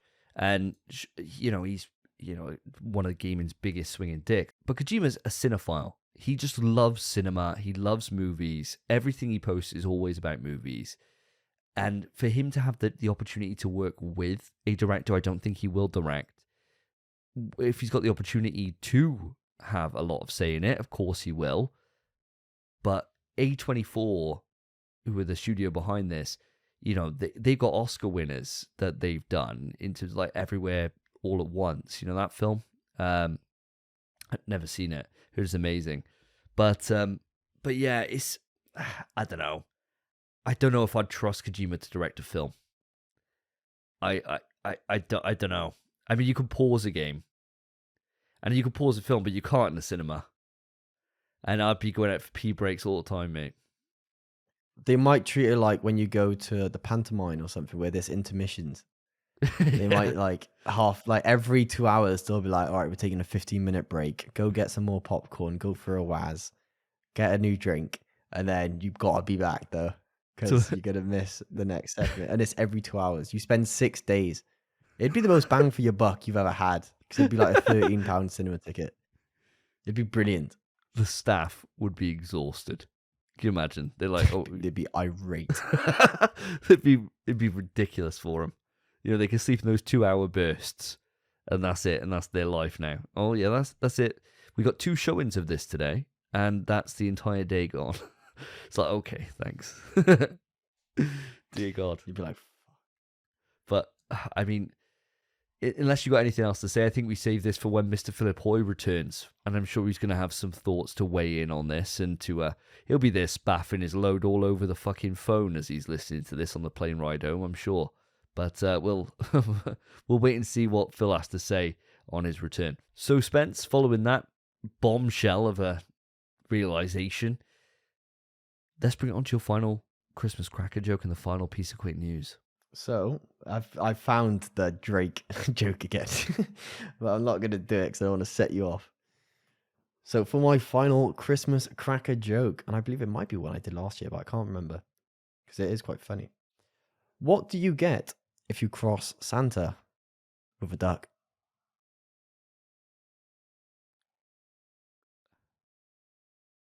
I don't know. What do you get? You get a Christmas quacker. Oh, God. It's just a solemn silence, that one. Oh, isn't dear. Oh, dear. What one to end on, man. Oh, no.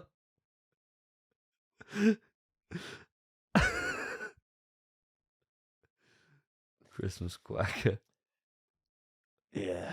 The more it grows on me, the more time I'm spending with it, the more I appreciate it.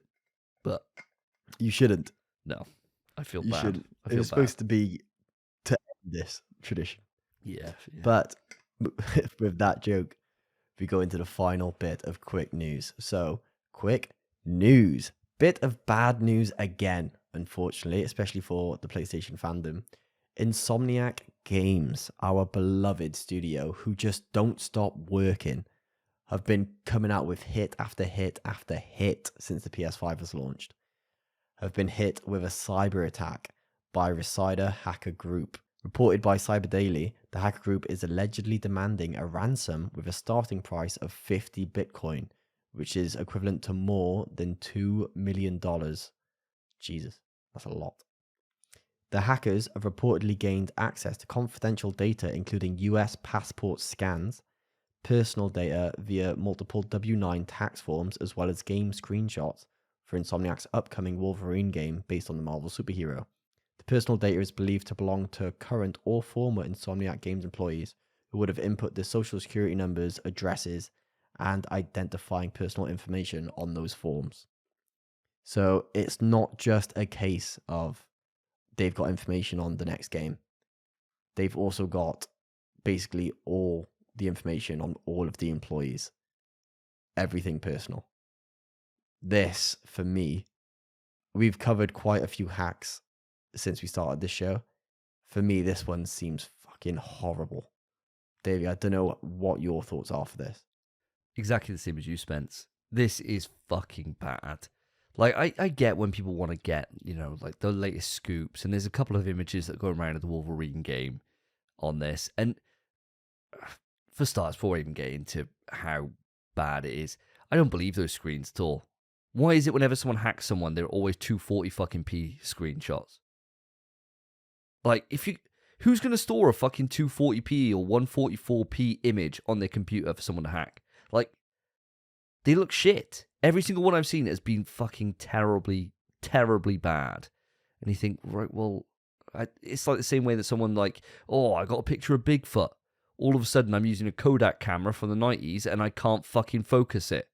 It's the same way. Oh, what alien visited me last night. Oh, what did you get them on? Oh, I got them on my 1989 VHS recorder, which records in fucking 56p, black and white for some reason. And I can't stop shaking. I've got Parkinson's for that 5 minutes I took that film. It's like, it's always the same way. It's never like a crystal fucking clear screenshot. It's never like, oh, here we go. Here's one we just took from the game that we nicked all this fucking shit from. But regardless to that part of it, this is awful. Anytime there's personal information leaked, it's horrendous. And normally it's on us, the players, that get our stuff leaked. It's like our data or our bank information or whatever it is. But for this to be the people that work inside the company, like, there's so many bad actors around. There's so many bad people that if something doesn't go their way, they threaten to do like a death threat or anything like that. And then to have this kind of information out in the wild so somebody can steal their identities or somebody can, try and hack into their personal stuff just because they work there. Like, that's real fucking shitty. That's the lowest of low. And it really pisses me off that somebody would go to this length and to get that information. It's bad enough to know, like, future projects that they're working on and to spoil the kind of fun and speculation for everyone and to ransom them back. But to have that kind of stuff, there's just no defending it in any way, shape, or form. It's just so overstepping the mark. It's unbelievable. Mate, I could not agree with you more. It's a case of, with these, there's been a lot of hackings for video game groups. And sure, you understand them a lot of the time where it's like, say, Rockstar get hacked and they're like, we're going to leak GTA. That's something everyone's anticipating. That's something everyone's looking for. Personal information about the employees is something horrible to steal. Like, they don't deserve that. And it's kind of the way most people go about it. No one ever pays the ransom. So it's usually this leak to the game and the developers will just rush out a trailer or something and be like, fuck you, we're just going to show what you've stolen. This is actual personal information that might force them to pay that ransom. And that's just not something anyone deserves. It's fucking horrible. And it's becoming more and more widespread. We're seeing it way more often. And it's weird to see them targeting the video game industry the way they are lately. Because Insomniac, I would never have thought Insomniac to be the group to get hacked. It's really, really strange why it's suddenly happening so much at the moment. I mean, the thing that's important to remember is, these hacks are happening all over the place to like every single company. I work in finance, and we have a report that comes out of how many attempts there's been that given month, and it's hundreds, bro, hundreds of attempts all the time. But it's just that the video game space is predominantly, most of the marketing is done by us, the public, for their chosen game, right? Where we get behind it, we share it, we can't stop talking about it, we love it. Nobody's feeling that way around, I don't know, a fucking bank account or, their insurance policy or whatever it is, right? And so you don't have that same level of care. Like, unless there was a major hack that got through to one of these organizations, sure, of course it makes worldwide news, right? It's a big fucking deal.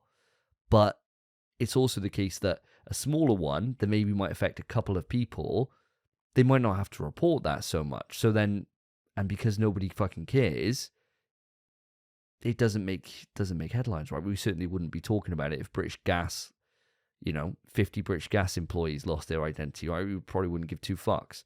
So it is just, it's the nature of what we cover and the fact that it's such a fan-driven economy, really, that does that. So that's an important thing to remember here. But, I mean, moving it away from the personal side, was there any other information you mentioned about some of their other projects and stuff? What kind of information did they manage to get from that, Spence? Sure. So we've seen kind of a list. It's kind of like the NVIDIA leaks before, where we saw a list of supposed games to be coming out. There was a small list of Insomniac titles that we were going to be seeing. So there was one called RCE, which I believe everyone just assumes is Ratchet and Clank, that's going to be coming out. There was Spider-Man 3, which everyone expects, obviously. But then there was also a multiplayer Spider-Verse game, which obviously no one's really expecting that unless you've played Spider-Man 1 and 2. There's little hints towards it, not to give spoilers, but it's not really something people knew about. And now that's just on the table. So that future game, that if they dropped the trailer for that, the Game Awards or a State of Play would have been huge. Now it's just out there in the world. And we know they're working on that. So that's mostly it for their titles, I believe. I don't think there were other titles leaked. Still, it's just such a shame. And the biggest thing for this, no Resistance there. Like, what the fuck, Insomniac? What the fuck? Boys, everyone knows the plans now. Scrap the plans. Resistance, baby. Bring it out. What the fuck? I'm going to be dying on this hill for my predictions for the rest of my life at this rate. What the hell? That's ridiculous. It's mad. Maybe they just gave it off to another developer, mate. Maybe. Blue Point. Oh, don't. They're doing too much. They're doing too much. We put it on everything at this point, man. They can't be doing Resistance as well. But yeah, that's the saddest thing for me. That's fucking wild. I saw these leaks and I thought, oh, no. No.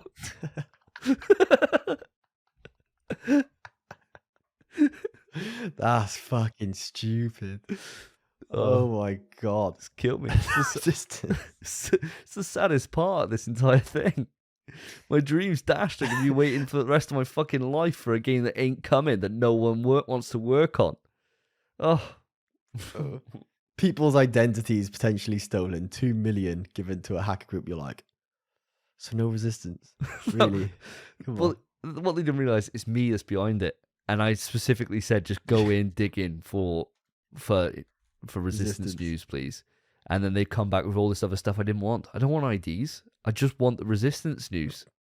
But now at least we got their addresses, so I can go and mail them directly now. Hey, when's that project? When's that coming? Oh, I'm making light of the situation here. It's terrible, I know. I'm only messing. But that's the ransom, mate. It's not 2 mil. It's make a Resistance game. Make a Resistance. Make a Resistance, and I won't leak all your personal information. Exactly right. But I mean, with these projects that have been leaked, how do you feel about them? Are you quite happy to see Ratchet and Clank for another outing, and of course a Spider-Verse game? I mean, I think it's to be expected. A lot of leaks. I mean, Spider-Man 3 being leaked. If you finish Spider-Man 2, it's open-ended. You know there's going to be another one. I mean, Ratchet and Clank, they're always going to make more Ratchet and Clanks. It's kind of PlayStation's game for kids. And it's brilliant anyway. Last Rift Apart was phenomenal. So I would expect to see another one. The Spider-Verse game is the one game that throws me off. But I've not really played a multiplayer Insomniac game. So I would be a bit... I don't know how it'd work. Rumors have it you create your own Spider-Person and you can choose what powers you have. It doesn't sound like it's something for me. So it's a bit... I'd rather just play their mainline games and I'd get to be Peter and Miles. I don't really care about a multiplayer Spider-Man game. So it is what it is. It's exciting news, but I need to see it before I know. All I've seen is black font saying Spider-Verse. It's nothing. It's less than they showed with the PS5 reveal saying God of War Ragnarok. It's actually less, because at least that had a logo. This is just black font on a white document. I have no idea what to expect from it. Am I excited about it? Sure, but I need to see it. Yeah. Totally agree with you. I think that's exactly the wisest thing to do. Best thing we can do, and I suppose this would be a good thing for us to bear in mind, actually, when we report on this news, sometimes It might be better after we've said about it the once for us just to try and forget about it. And then hopefully we might be excited whenever it does come out, if it is true. Because this all could be a load of bullshit, right? Could be. I doubt it. I highly doubt it. But could be. Could be. So we'll wait and see on that one. But that brings quick news to a close then, I believe, doesn't it, Spence? No more for us to go through?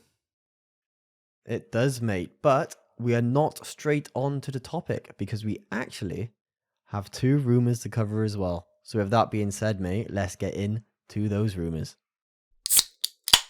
Oh my god, cheese is so good. Cheese bangs, bro. Absolutely Cheese bangs. fucking bangs, man. Bangs, What mate. a gift. I always want to know how somebody created cheese. Was it just in case they saw like the milk they'd left out from the night before sitting there and they thought, oh, I wonder what that's like on toast? A bit of scum. What happens if I take that scum off and then let it sit for longer? Boom, cheese. Like, what kind of disgusting creature thought of doing Discovered cheese. Yeah, like how the fuck, what kind of mental head do you have to be like, oh, do you know what, I'm just going to put it in a barrel for like a fucking year. See what it's like. And they pull it out and they think, fuck, do you know what we bang with this? We put it on toast. Wild. Oh, here we go. Cheese may have been discovered accidentally by the practice of storing milk in containers made from the stomachs of animals. Rennet, an enzyme found in the stomach of ruminant animals, would cause the milk to coagulate, separating into curds and whey.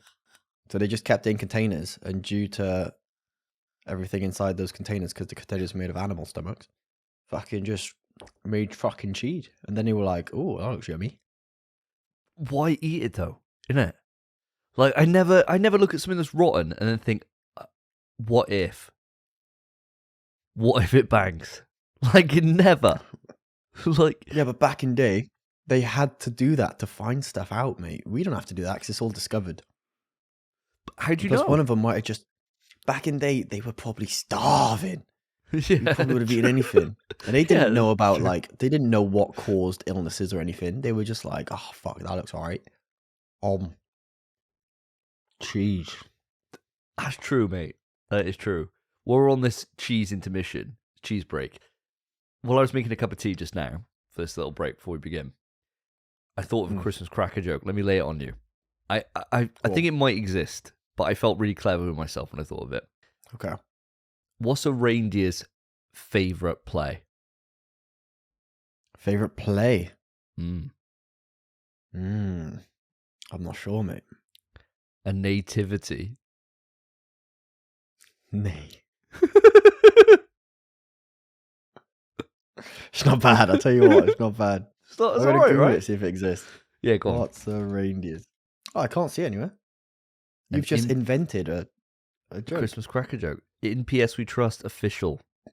Hey, Spence, do you want to bring us on to the rumour? Sure, Shagger. Kick it!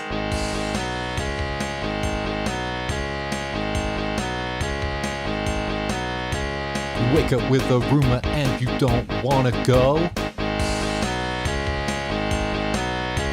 You ask if it's confirmed and they still say no. So, ladies and gentlemen, we have our first rumor of the evening. And it's a fucking juicer. It's something we've talked about in the past, but now there's just a bit more information. Whether it be real or not, we will come to that conclusion. So the rumor is as follows. PlayStation 5 Pro. I know we've talked about it in the past, but there's new rumored specs of what the PS5 Pro will contain, and I will list them off as follows.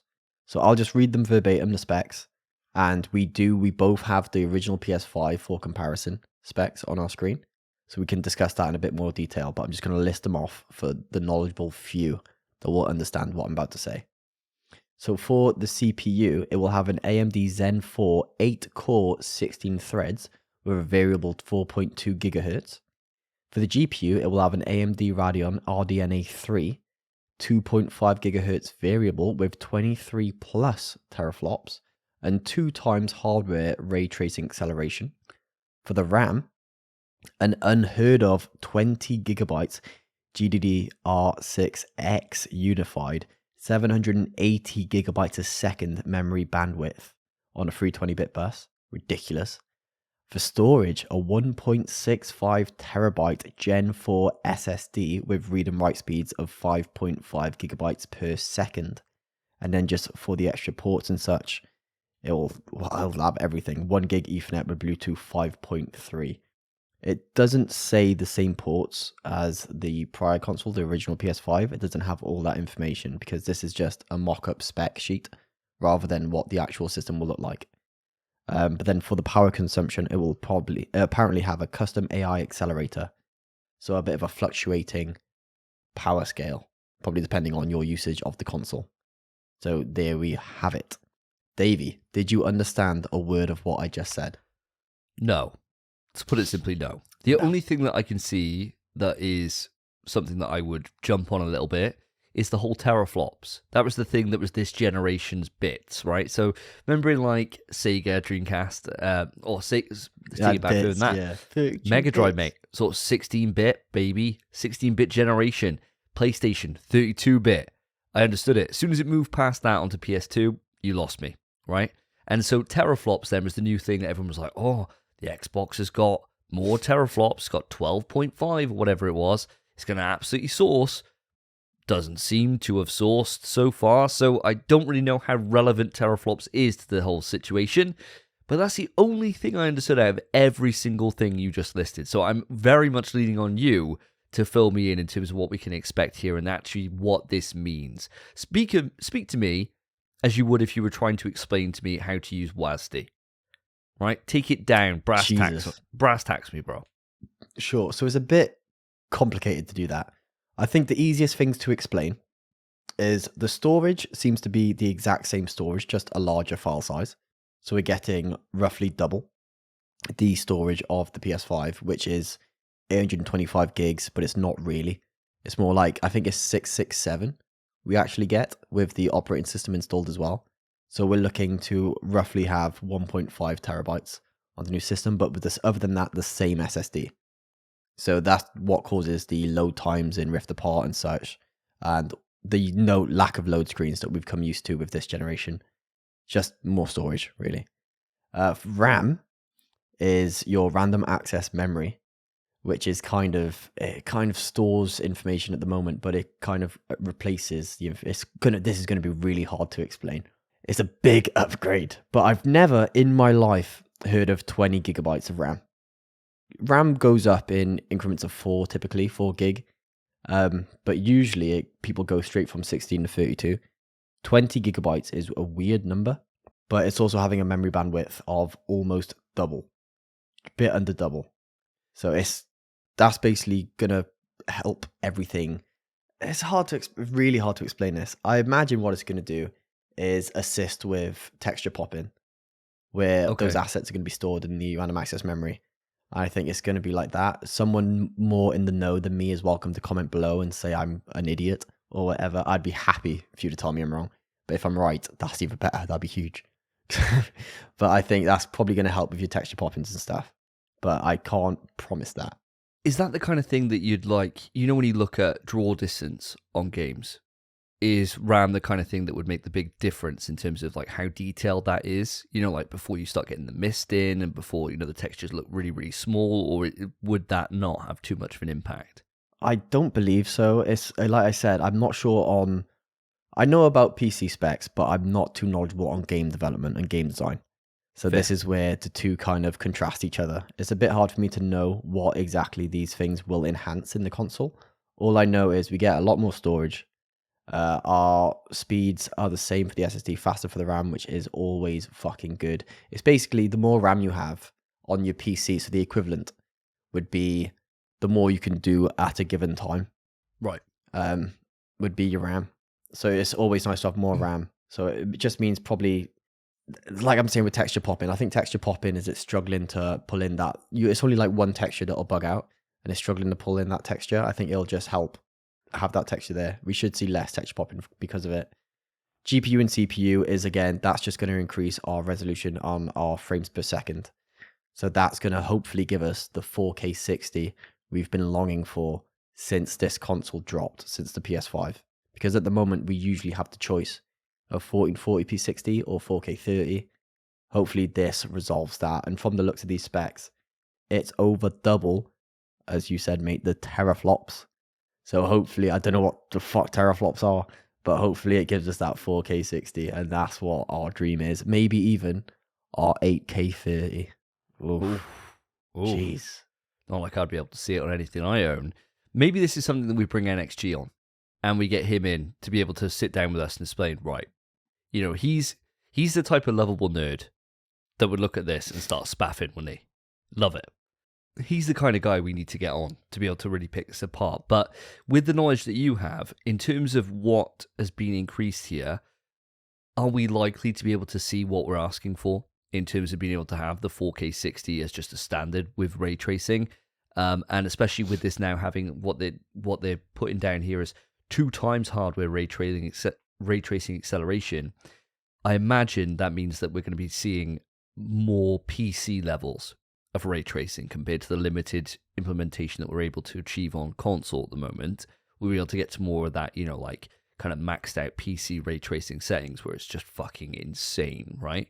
Do you think that kind of reality, being able to have that and a stable 4K 60 as a minimum, is pretty much a cert looking at these stats?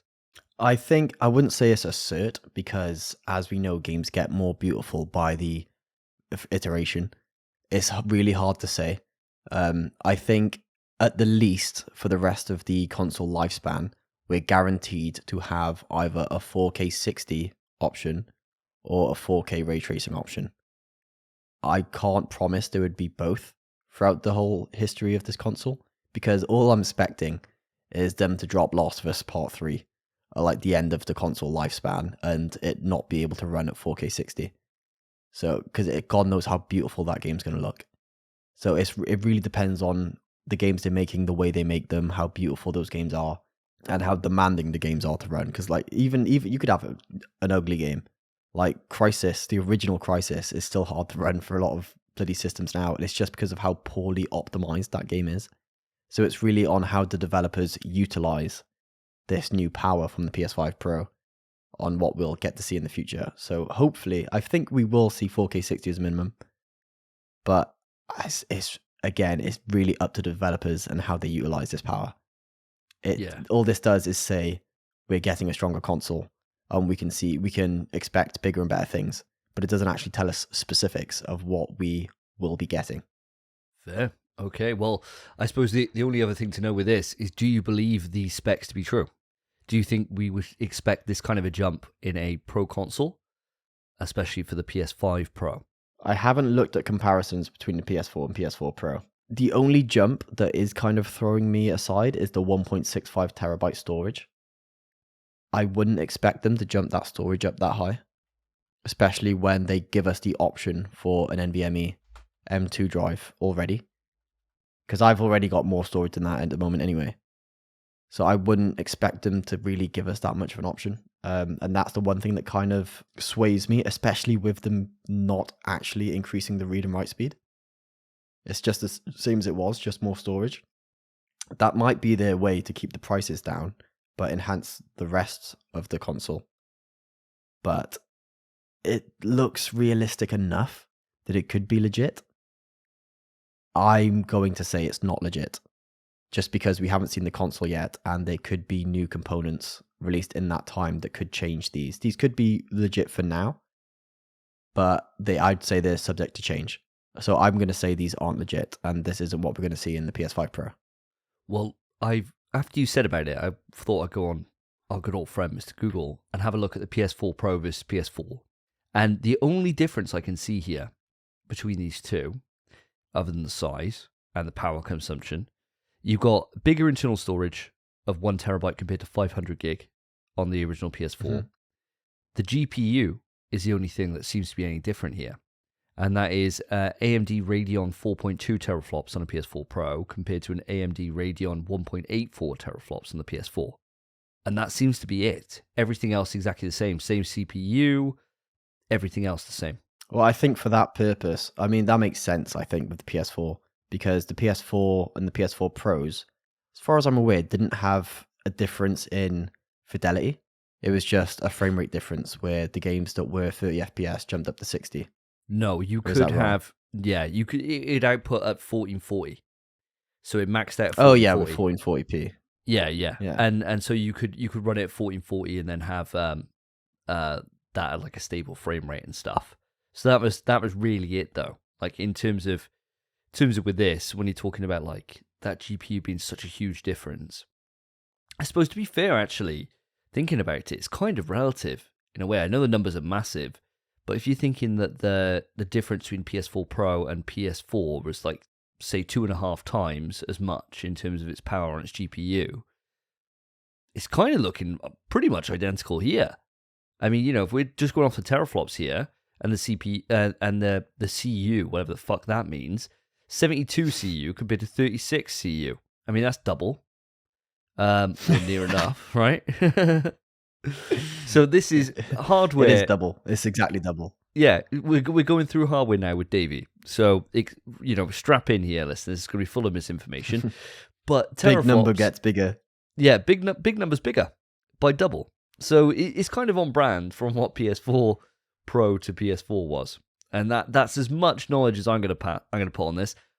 In my limited stance, I'm going to say, fuck it, why not? Why not? And the reason why I'm saying why not is actually rooted in history. Every time I say that this stuff isn't going to happen, it fucking does. I swore blind the Portal wasn't going to happen. I swore absolute blind. Here we go. So every hardware rumor now, I blankly believe. And so I'm just going to believe this. Because it's easier for me to say that and be right than to constantly neg it and be wrong. Which is where I am every single time for the last 80 episodes. So this new stance, my new rule as the king, I will always believe a rumor that comes up for hardware. Every single time. No matter what it is. That's crazy. PS9 out next year. Yeah, believe it. New hardware rule. Yeah, it looks great. Yeah, put a shot on it. So, moving away from discussing the PS5 system itself, we actually have another rumor, which is about the peripheral, our handset for the PlayStation 5. So, apparently, there is going to be an update to the Dualsense itself. Now, this is just a patent so far, a rumored patent. But the information we have is that apparently it will have a touch screen instead of a touch pad, so it will actually display stuff. And it's namely going to be used to showcase the next button to press to complete your goals. Your buttons, bumpers, triggers are all able to light up. They'll have LEDs inside them. So say when you get a button prompt where it's like press R2, like the issue everyone has, right, is click L3 and R3, because that's the button where it doesn't tell you what that means. That's not going to light up. That's the only thing that won't. The one thing that people get confused on, it's the one thing that won't light up apparently. But everything else, if it says press R2, it will light up saying this is the button you need to press. That's quite nice. Apparently it's going to have all the old features of the DualSense as well, but it's going to have AI built inside. So when players get stuck in a game, it will use machine learning to predict where they get stuck and advise them on what to do next using that touchscreen on the controller itself. Currently just a patent, but it flows directly with Sony's goal already with the game help system currently on the PS5. Davey, this I don't know what you think about this. I think this looks a bit mental to me. What do you think?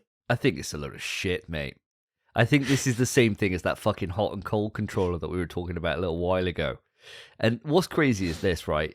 And we took this from Twitter. Is this a logical next step to further push that goal to help players finish games? Fuck off! Like, no, it's not. No, it's not. Like, my dad, right? I put him on a game recently, and it was coming up on screen with R2 was, right? And he's just staring at the screen. Just staring at it. Not looking at the controller. So even if it was lit up in like fucking flashing neon, he wouldn't think to look down at it. Just wouldn't think to put two and two together. He's just looking at it like, what does it want me to do? I'm like, it's telling you to press the fucking R2, Dad. It's the button over here. Oh, okay. Personally, what I would love to know is how often Game Help is used. I guarantee you it ain't often. I guarantee That's good. it ain't often. The only times I ever use it is to help for a trophy. When it's got the little help on there. And that's the only time. And granted, we're experienced PlayStation veterans, right? Like, we're not going to really need to use much game help. But it's quite convoluted to be able to get into game help. It's quite a few presses of buttons to get there. I can't see, Sheila playing, The Last of Us for the first time because she really enjoyed the show, going on there and accessing game help and using that feature all the time. I just cannot see that happening. But that's the point of this, where game help, rather than having to use it as a system, it's going to be built into the controller itself, and it's going to force itself upon you. Oh, can you imagine how expensive this controller will be if it's a full, touch screen embedded into it and light up buttons all over the fucking place? It will cost so much money. And can you imagine, I need to replace my controller because I cracked it. What do you mean? What do you mean? Do I have to get a screen protector for my fucking controller? No. I honestly, I do not believe this at all. I think that in terms of the Dualsense functionality, there's more that we can do. Let's say, for example, this is true. Let's say this and the hot and cold thing combined into one, right? What's next? The next generation is a case that is malleable. So it changes, say you're standing on clay. Now your controller turns to putty. And now it turns to fucking sand. And now next thing you got to clean up the floor because you got sand fucking spaffing out all over your floor from the sand insert you need to put in there. And a scented candle on the bottom where it glade sprays you in the face every half an hour so you can smell Lady Dimitrescu's arse. There's a limit to how far you can get with this stuff. And for me, I think that the light up buttons, I can kind of get on board with. I can see that's not too much of a stretch. It's not too hard to be able to kind of do that. And especially for it to react, I think that would be quite nice, actually, in a way. The touch screen on there, no. How much is the fucking PS Portal now? 200 quid, isn't it? Something like 200? that? Yeah, 200 quid. Yeah. So you're basically saying, this controller would be a PlayStation Portal, but maybe just smaller screen, right? You're talking what, 100 quid a controller? I was at Butlins on the weekend, and I took my PlayStation away with me. And I thought, brilliant, I'm going to smash out a load of games, going to be on top of stuff, I can do it all in the evening, it's going to be great, it's going to be fantastic, actually. And then what happened is, I unpacked my PlayStation, realised I left my controllers at home. And I was like, fuck me. Did you? Yeah, I did, yeah. And I was like, fuck me in the arse. Terrible, nightmare. And that's why I was talking about the PlayStation Portal. Because I was sitting there and I was thinking, fuck, I could just play. I could just connect up to it and play on the PlayStation Portal, right? Fuck. Anywho, yeah, grim times. I was in the situation where I thought, I could just go to Argos right now and just buy a new pad. And it's 50 quid, 60 quid, sure. If it's 100 quid, I would never even entertain the idea. I'd be like, wow, fuck it off. In the end, I just watch TV. So it's fine. I'm way behind on TV, so I just caught up on TV, right? But I could have easily just gone out and just bought a new controller, and it wouldn't have been the end of the world. I'm not buying several controllers if they are a vast amount of money. And I cannot see a situation where putting a touchpad at a fucking screen in the bang smack center of your controller with all these extra features is going to come in at an affordable price point. Therefore, I am so far against this, mate. I couldn't be further away from this being true. I really couldn't. But how are you feeling about this? It does sound like a load of fucking horse dung. It does sound like bullshit. But I do back up what you said as well. I think the buttons lighting up makes sense because a lot of first-time gamers, or you're avid gamer, your girlfriend comes over, she wants to try a game. You'll always see them. They'll kind of go. They'll get somewhere. There'll be a prompt on screen. They'll go, and they'll press R2 or whatever the button is. It would just speed up that process. It would be nice for first-time gamers. But then I think it also adds a reliability where they don't actually need to learn the button prompt.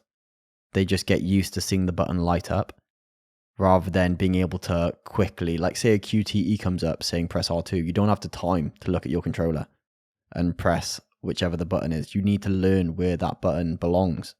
on a controller, on a handset. I don't think it's actually a smart idea, especially not for adults. For children, it sounds like that Fisher-Price controller that they released for the PS4, which makes sense, I suppose. But as you said, that touchscreen is a load of bollocks. There is no chance. If you need a screen protector for your PS5 controller, I mean, sure, people play with the silicone grips you can get on. Mental if you do that, by the way. Mental. You must have the sweatiest hands on planet Earth. Awful. Just use the pad. Those silicone grips are ridiculous. So if you need to do that for a touch screen, this just seems like such a fragile controller, or at least a fragile idea. And like you're saying, if it's got machine learning inside of it, a touchscreen display inside of it, all the features of a Dualsense, so adaptive triggers, haptic feedback, and LED buttons, this has to be like the Dualsense Edge is 200 quid. It doesn't have all this. This has to be a 250, 300 pound controller with all these features they're spouting off. And that is ludicrous. As much as you just said that any PlayStation hardware you're just going to believe, and you backtracked on that real fast. Literally it's a peripheral, right? It's a peripheral, surely. It's hardware. Hardware, come bro. on, come on. Oh, fucking hell. Fucking hell. Oh, yeah, I blindly believe it then. I think there's no way this is real. The light up buttons is like the only idea of this that could be tangible, but ultimately it's just a load of bullshit. I mean, the game helps fine. I'm sure it helps kids. I haven't used, like you said about the trophies, I haven't used them since Ratchet and Clank. And I'm probably not going to use them again. I mean, PowerPix, shout out, goated website. Why would I use the game help? With Ratchet and Clank, it made sense. We've not really had that again. The one thing that actually I didn't comment on, that's a good point in this actually, is I think that machine learning for the AI in the handset is just totally irrelevant. Because surely it would be in the game, right? Like, the game itself is the thing that it knows. That's why you have playtesting. Like, that's why you playtest a fucking game. So you know the places where people get stuck. And that's why in God of War Ragnarok, when you play it, he's like, maybe you should try hitting this. After like fucking 2 seconds. Right? Like, it's like, cheers, Atreus. Fuck yeah, off. That's why ledges are yellow. Yeah, exactly. Like, this is, you don't need that in the handset. You need that in the game. The game needs to learn from you and can adapt that. And I could see that being a reality. But putting it into the handset when it's a separate entity, what is the point in making something more convoluted than it needs to be? And yeah, I don't understand that bit whatsoever. No, it makes no sense. This controller, as much as it seems stupid, man. I think the only reason I would ever believe it to exist is because PlayStation are trying to perfect the handheld. And I believe they've already done it. I think the Dualsense is the best controller ever made. And I think it would be so difficult to improve upon it. I mean, they did with the Dualsense Edge. But even then, it's just a competitive version of the Dualsense. It's not an improved version. It's a competitive version. I don't think they can tangibly improve on a Dualsense. And if they can, this is not the way to do it. So I do not believe this at all. And if it is real, it has to be like 250 plus, because these features are ridiculous. There's no way. And you're bang on. It should be in the games, not in the controller. Unless the controller knows what game you're playing, it would have to be some insane AI machine learning stuff. And even then, it'd be like ChatGPT on your touchscreen thing. And chances are it would be wrong most of the time. So it's stupid. It should just have those playtesting developer tips or something. This is not a good idea, other than maybe the light up buttons. But I think that then discourages people to learn their inputs. I think it all falls short when you think about it too much. So it's a horrible idea. Do not believe it at all. And with that, let's move it on to the topic. Stop! Topic time! And here we go, listeners. We are at the topic. And today's topic is all about the Game Awards. It wrapped for us quite a few days ago now, but this is the first opportunity we've had to get together and to discuss what was shown and to come up with our Shag, Marry, Kill list, as we always do. So, let's first off, before we go into our thoughts, the thing we should do first is celebrate which games we'll put through the wall, which ones we're walking down the aisle, and which ones we're wiping off the face of the fucking earth. So Spence, as always, as our youngest on the podcast, is up to you first to deliver. Who are you shagging, my friend? Sure. I don't really want to. The name of this game makes me not want to shag them because it implies something about myself. All but right. I'm going to be shagging Brothers: A Tale of Two Sons. Now, I'm not gay, and that's fine if you are. But I am going to be putting this game through the wall because this is the remake of a much beloved game from a long time ago. I'm not sure if you've played it, Davey. Listeners, if you haven't, I would say you should, but there's a remake coming out, so don't. But this game's beautiful. Tale of two brothers just kind of exploring the world. And it's a game that I think I played for maybe like an hour back in the day, and I adored it, but I never actually gave it the time it deserved. So as soon as I saw this remake, I thought, perfect. This is my opportunity to actually give this game my time and experience what it wants to deliver. And I think it's going to be a great game. This was a game, it came out on PS4 originally, didn't it? Or was it just released on PS4 as well? It was on PC that I played it. Because I've got a feeling that I've got it either on PS Plus or in the PS Extra catalog. I know I've seen it quite a few times. I have it on PS Plus. Yeah, and I know I've looked at it and thought, I've heard this is great, this game, and just never actually got round to playing it. But yeah, it's one of those games that has been on the backlog for a long time. And unfortunately, I think even when it comes to this re-release, can't see it being moved off that backlog, to be honest. Damn. I know. Damn shame. Even if it's got a juicer or a platinum? Ooh. If it's got a juicer and you come out and say it's amazing, that's a double winner. The original game didn't have a platinum. Okay. But it was a 2 out of 10 and took 3 hours. So I guarantee this remake will have a platinum. And if it's the same as this, 3 hour, 2 out of 10. Oh, baby. Well, now you're talking my language.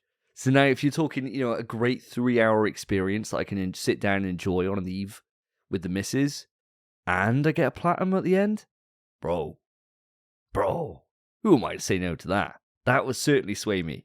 If it doesn't have a platinum, they've lost themselves a sale. Hopefully they'll realise their mistake for the last time. Now, let's move around to Mr. Philip Hoy. We've got a special guest joining us. Phil, direct over from Orlando, sent us a video detailing his pick. So let's send it over to Phil. Hey guys, it's your boy, Phil, out here in sunny Orlando, Florida. It's a bit of a chilly 25 degrees at the moment, so I thought I'd take 10 minutes out of my holiday, give you my roundup of the Video Game Awards 2023. Now let's get it. Okay, first off, we're going to do my shag. And my shag is no surprise to you guys. It is Hideo Kojima's Reveal for Overdose, or OD.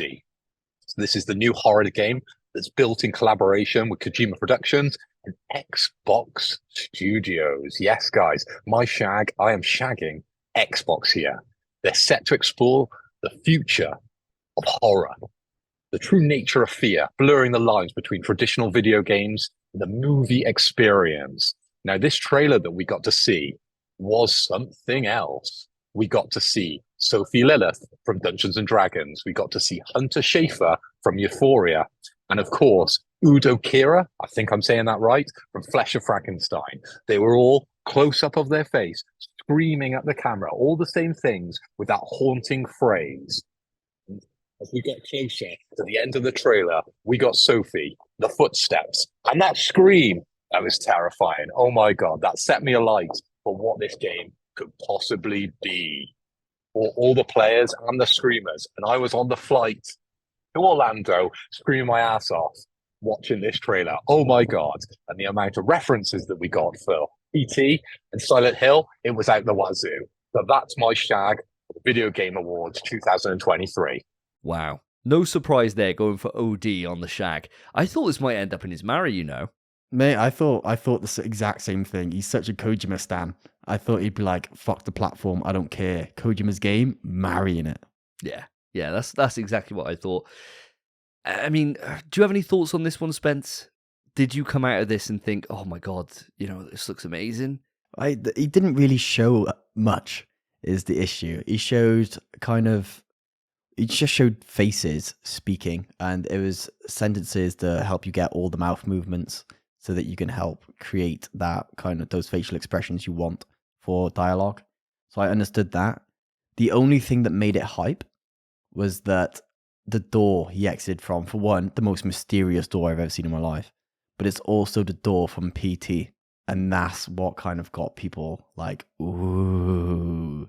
Because if this is a game that is just akin to PT, because you got to think even now, PT was stunning and horrific, horrifying.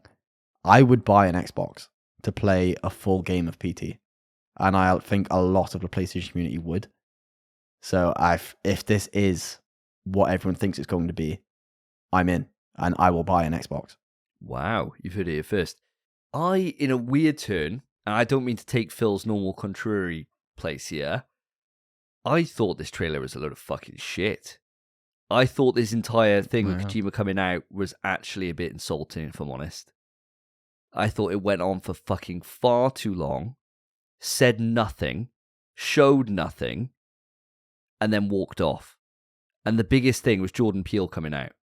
And it's like, Jordan Peele, I love Jordan Peele. I absolutely adore him. I love his horror films. I love everything that man does. And seeing him on stage with Kojima, that's exciting. But then they're hyping it up like, this is an experience you've never seen before, you've never had. And it's like, well, show me what you got. You know, like, why the fuck are you out here talking for ages when devs can't even give like a fucking 2-second acceptance speech? And you're going on for donks, literally showing just people just talking. And do you know what it reminded me of? It reminded me of when Dreams was first shown. And we had that guy who was like that old man face. It just gave me those flashbacks, bro. It really did. And I think at this point, I love everything Kojima does. Do not get it twisted here, right? He creates my favorite games of all time. This ain't a game. From what they're saying. They're saying it's an experience. It's a new thing we've never experienced before using the cloud. Fuck does that mean? I mean, just fucking show me what you got. Like, this is something that, we're always saying that PlayStation, why are they putting stuff in a blog post when you could come out on stage? This should have been a blog post. It was a fucking waste of my time. And I felt like the most exciting thing is the normal Kojima stuff of just, now we speculate. Does the door mean anything? Was there kanji in the guy's mouth as he's fucking speaking? It's all this stuff, right? That everyone's then linking it back to like fucking Silent Hill, and it's Silent Hill this, Silent Hill that. It's not, guys, it's not. Konami are back on the Silent Hill thing. We've got more Silent Hill projects that we know what to do with at the moment that are in the works. Yeah. This ain't a Silent Hill thing. It ain't. It's a new cloud thing. And until I see more, I am waiting to get swayed. So, sorry, I don't mean to crush Phil. He's going to be trying back on the plane now and he'll be screaming, oh, I wish I was there to rip Davey apart. But is what it is. I wasn't impressed. I wasn't impressed whatsoever. But maybe that's just me. In terms of my Shag, I got some fucking good contenders here. And I wasn't sure where to put this in either Shag or Marry. But I'm going to put it in my Shag for now. And that is No Rest for the Wicked. The new game by Moon Studios. Fuck me. Fuck me. If you ever want to know a misstep, we're always talking about how Sony have let studios go that they should have bought, like FromSoft. They definitely should have bought them when Demon's Souls was coming out. Definitely should have put their money down and done it. How Xbox haven't bought this studio is beyond me. Beyond me. I do not understand how Moon Studios haven't been purchased by Microsoft yet. I don't get it. And now we are lucky enough to experience one of their games on our platform. Yeah. I've never played Ori, ever. And everything I've seen of it, I've been like, fuck, I know I'd love this game. I know I'd love this game. And now we get this next one. And graphically, it looks phenomenal. The art style looks incredible. The gameplay looks sick. And they're one of those studios that there's no reason to dismiss what they do. Like, it's going to be a banger. because they've just proven time after time after time they just don't miss. So I'm fucking over the moon with it. There was some crazy things that happened on Twitter. I don't know if you caught this, where I think it was just accidental likes, if I'm honest. I think people are reading too much into it. But somebody posted like, "Oh my god, I can't believe you come into PlayStation. You've left that shit studio or whatever," talking about Microsoft, and they liked it, right? They liked the tweet. And I think it was just an accidental like, if I'm honest, right? I don't think there's anything like malicious meant against Microsoft here.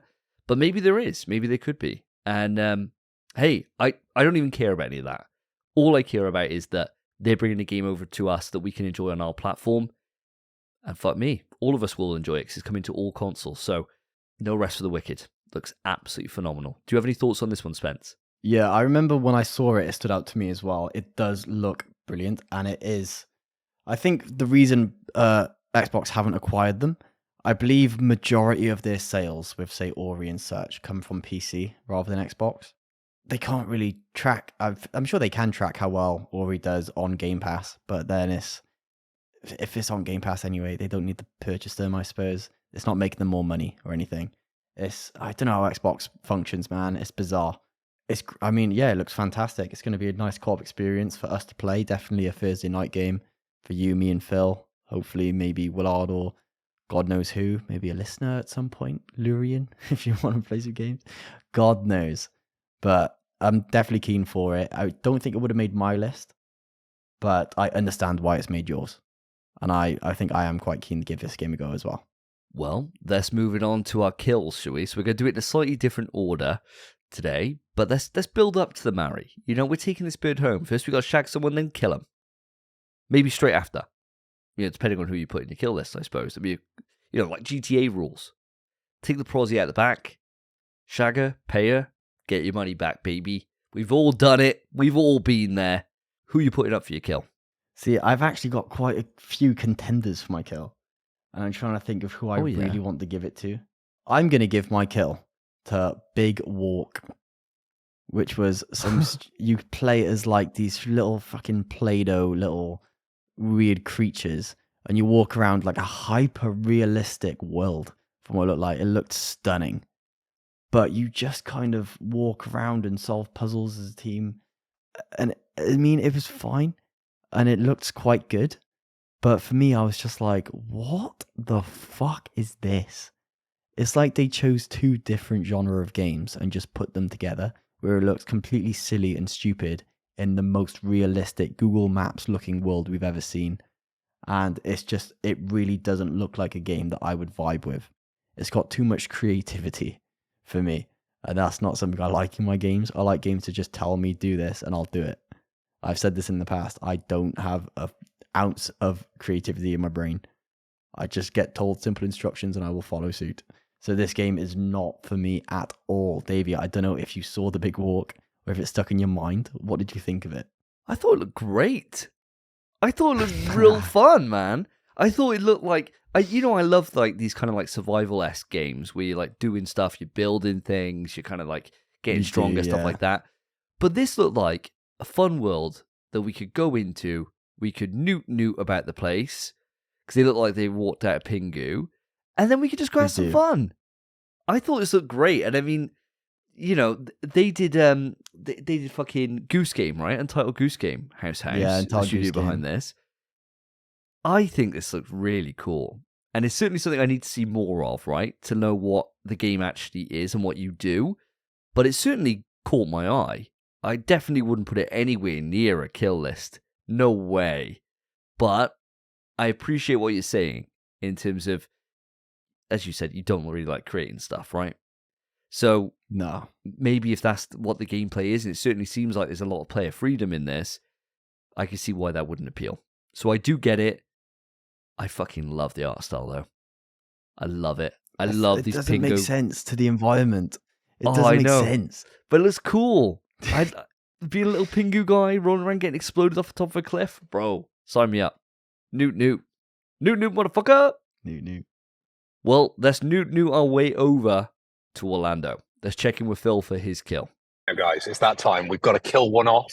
And, this one's a terrible one. Jurassic Park Survival. What is that all about? So we got a trailer from Saber Interactive, and it was a largely cinematic trailer with about 5 seconds of gameplay towards the end. And yes, we've got another person stranded on the Jurassic Park island, fighting their way against all the different dinos. Now, guys, who really cares about Jurassic Park? This IP is dead like the dinosaurs. Now, this game, apparently, it's a cancelled action game from the early 2000s. Now, this game, in my opinion, should have stayed in the 2000s and it should be cancelled. That is my kill for the Video Game Awards. Christ, what are they thinking bringing this back? This is dead before we've even started. Kill it off. Oh, Phil. He does not like dinosaurs, does he? He wants to send them back to being extinct. Jurassic Park Survival, getting the kill. Fair. Each their own, right? Every single game that we put up in the kill list, it is what it is. But I can't see it with this. I thought this looked great. Yeah. It was all like cinematics. So it was kind of something where, to me, it looked like the Jurassic VR game they released, which I've heard is brilliant. So if this is akin to that, phenomenal. Otherwise, similar to Phil, I really couldn't give a shit either. I don't care about the Jurassic World or Jurassic Park universe. I really couldn't care less. I've never been invested in it. So it's just not something for me either. So I completely understand Phil's point of view. You guys were just fucking left alone as kids, weren't you? No one took you to a museum to see dinosaurs. No one ever played with your little dinosaur toys and told you about all the different types and what they do and what they eat. I sweated, lived and breathed in the land before time and Jurassic Park as a kid. And so going in there and playing a Jurassic Park game, I'm always going to give it a look, right? Probably won't end up buying it. Probably won't. But I'll certainly keep a look at it. And I won't be like, oh God, it's Jurassic Park again. Well, 2 against 1, which means that it is the majority. So I will shut the fuck up. My kill, guys, is a little game that we have seen now since time began. It's a game that seems to come up on every single showcase it possibly can and never seems to come out. It's a game which has had its launch date given and it's on my fucking birthday. Skull and Bones. Never. Skull and Bones releasing on February 16th. Wow. So on the day of our Lord, the day of our King himself being born, Skull and Bones is going to be there. So my 35th birthday is going to be scarred by Skull and Bones coming out. What the fuck? Everything I see of this game, it looks like nothing has been done on it since the last time I saw it. Literally no different. I think it's even the same sea shanty that they used in a trailer previously, probably from like 6 years ago. It's literally like as if nothing has been done. This game needs to fuck off. And if it can please come out on a different day than my birthday, I'll appreciate it. But if you all want to do a birthday present for me, is send this game to a fucking watery grave. Don't pick it up. It's going to be shit. I'm warning you now. Kill it off. Fuck that game, I'm buying it for you, mate. Mate, don't. Not a chance. Don't. Mate, I will break it immediately. I'll snap it on my knee. I don't want a trophy on it. What if I put it in this? Like, thanks for playing. First trophy, bronze, pops up immediately. Fuck! It's on the list forever. Like, what am I going to do? No, don't play it for me. Oh, mate, I will break it into a million pieces. I will. Oh, what if it's really good? It won't be. No, it won't. You're right. It won't. There is not a hope in hell. It's been delayed for like 20 fucking years. I swear I heard about this game on PS1. It's like, it's mad. It's mad. There's no way. If this game comes out, right? Do you know what? We haven't done a bet on the podcast for a while. I'm going to put a bet out. I bet you this scores lower than 81 on Metacritic. In fact, I'm going to go lower. Let's make it interesting. I'm going to go lower. 77 or below. I reckon this scores on Metacritic. I was going to say 78. So that's crazy. So yeah, I reckon it scores 77 or below. If it does, and it scores below, great, I'm right. If not, wrong, and it'd be a shot added onto the dock, right? You happy with that? I'll take you up on it, mate. If it's above 78, you do a shot. If it's below, I'll happily do one. Okay. Oh, really? So it's a double bet? I'll happily do one, mate. Yeah, I want to just back you. I don't want you just doing a shot for nothing. I'll back you for it. Okay, well, why don't you just join me on the bet? And we both come in. I think it's going to get more. I think it's going to get a 78. Oh, really? Okay, So all right. I genuinely think it's going to get 78. All right, okay. I'll add it onto the dock after the show. So that is my kill. So we are now moving it straight on into our marries. So it's going to be the big dicks, the ones that we are most excited about, the ones that stole our hearts and then convinced us to marry them. And then we got a life with them. And will it be happy? Will it not? About 50-50. Sometimes it works out. So, speaking from experience, yeah. So didn't we marry Forspoken at one point? Yeah, I think we did. Yeah. So yeah, we're not always the best with our marries, but most of the time they come in well, right? We got a pretty good rate with this. Give me your marry, Spence. The issue is I could either marry the one I've already played, which I know was perfect. Okay. I talked about it earlier, or I could marry the other game, which I think is your marry. Because I was going to kill Skull and Bones as well, and I left it because I thought you're probably going to kill it. Oh, okay. So we could have the same marry if you want. We can have the same marry if you want. We could both double up and marry the same bird. I think we are marrying the same bird, but I'm gonna let you have her, and okay. I just get to come visit and be jealous when I'm there. You know, okay. Where you sat there, and you're like, we'll run a train, mate. We'll run a train. Gee, on your wife, jeez. Yeah, run a train. Train. Right, no, I'm not gonna marry her too, but I'm down though. If she's allowed it, I'll be down. My marry, what I'll say, I'm just gonna give it to the game that I already know is phenomenal, which was Valhalla, God of War Ragnarok. It was when that came on, the trailer just before it, I didn't give a shit about. I remembered, so I went to the toilet, I went to pee, and my girlfriend was still watching it. I came into my room and she went, "Spence." I went, "What?" And then Kratos appeared, and I was like, no! I sat on the bed, I was like, holy shit. Free DLC, roguelike. I'd literally just platinumed Returnal last episode, so I just finished my roguelikes. And I was craving it. I was kind of like, I want to play Returnal again. Already, I've just 100%'d it. I want to keep playing it. It's such a good game. We got a new roguelike in God of War Ragnarok, one of the best games ever made, with expanded story, closing off the story of Ragnarok. I was like, Jesus Christ, I have to marry it. I've already finished it. I'm missing like 3 trophies from that DLC. I'm so close to 100%ing that DLC. It's phenomenal. And it's kind of like I've already been on a date with this girl. Yeah. And I just love at first sight. I know I'm going to marry her. And that's what God of War Valhalla is. I've already been on the date, took her back to mine, and had my mind blown. Yeah, and if I don't put a ring on that, I'm a fucking damn fool. So I have to marry God of War Valhalla. Because that next man's would be like, what a fucking idiot. And I'd never be able to sleep again. I'd be beating myself up for the rest of my life. So my marry is Valhalla.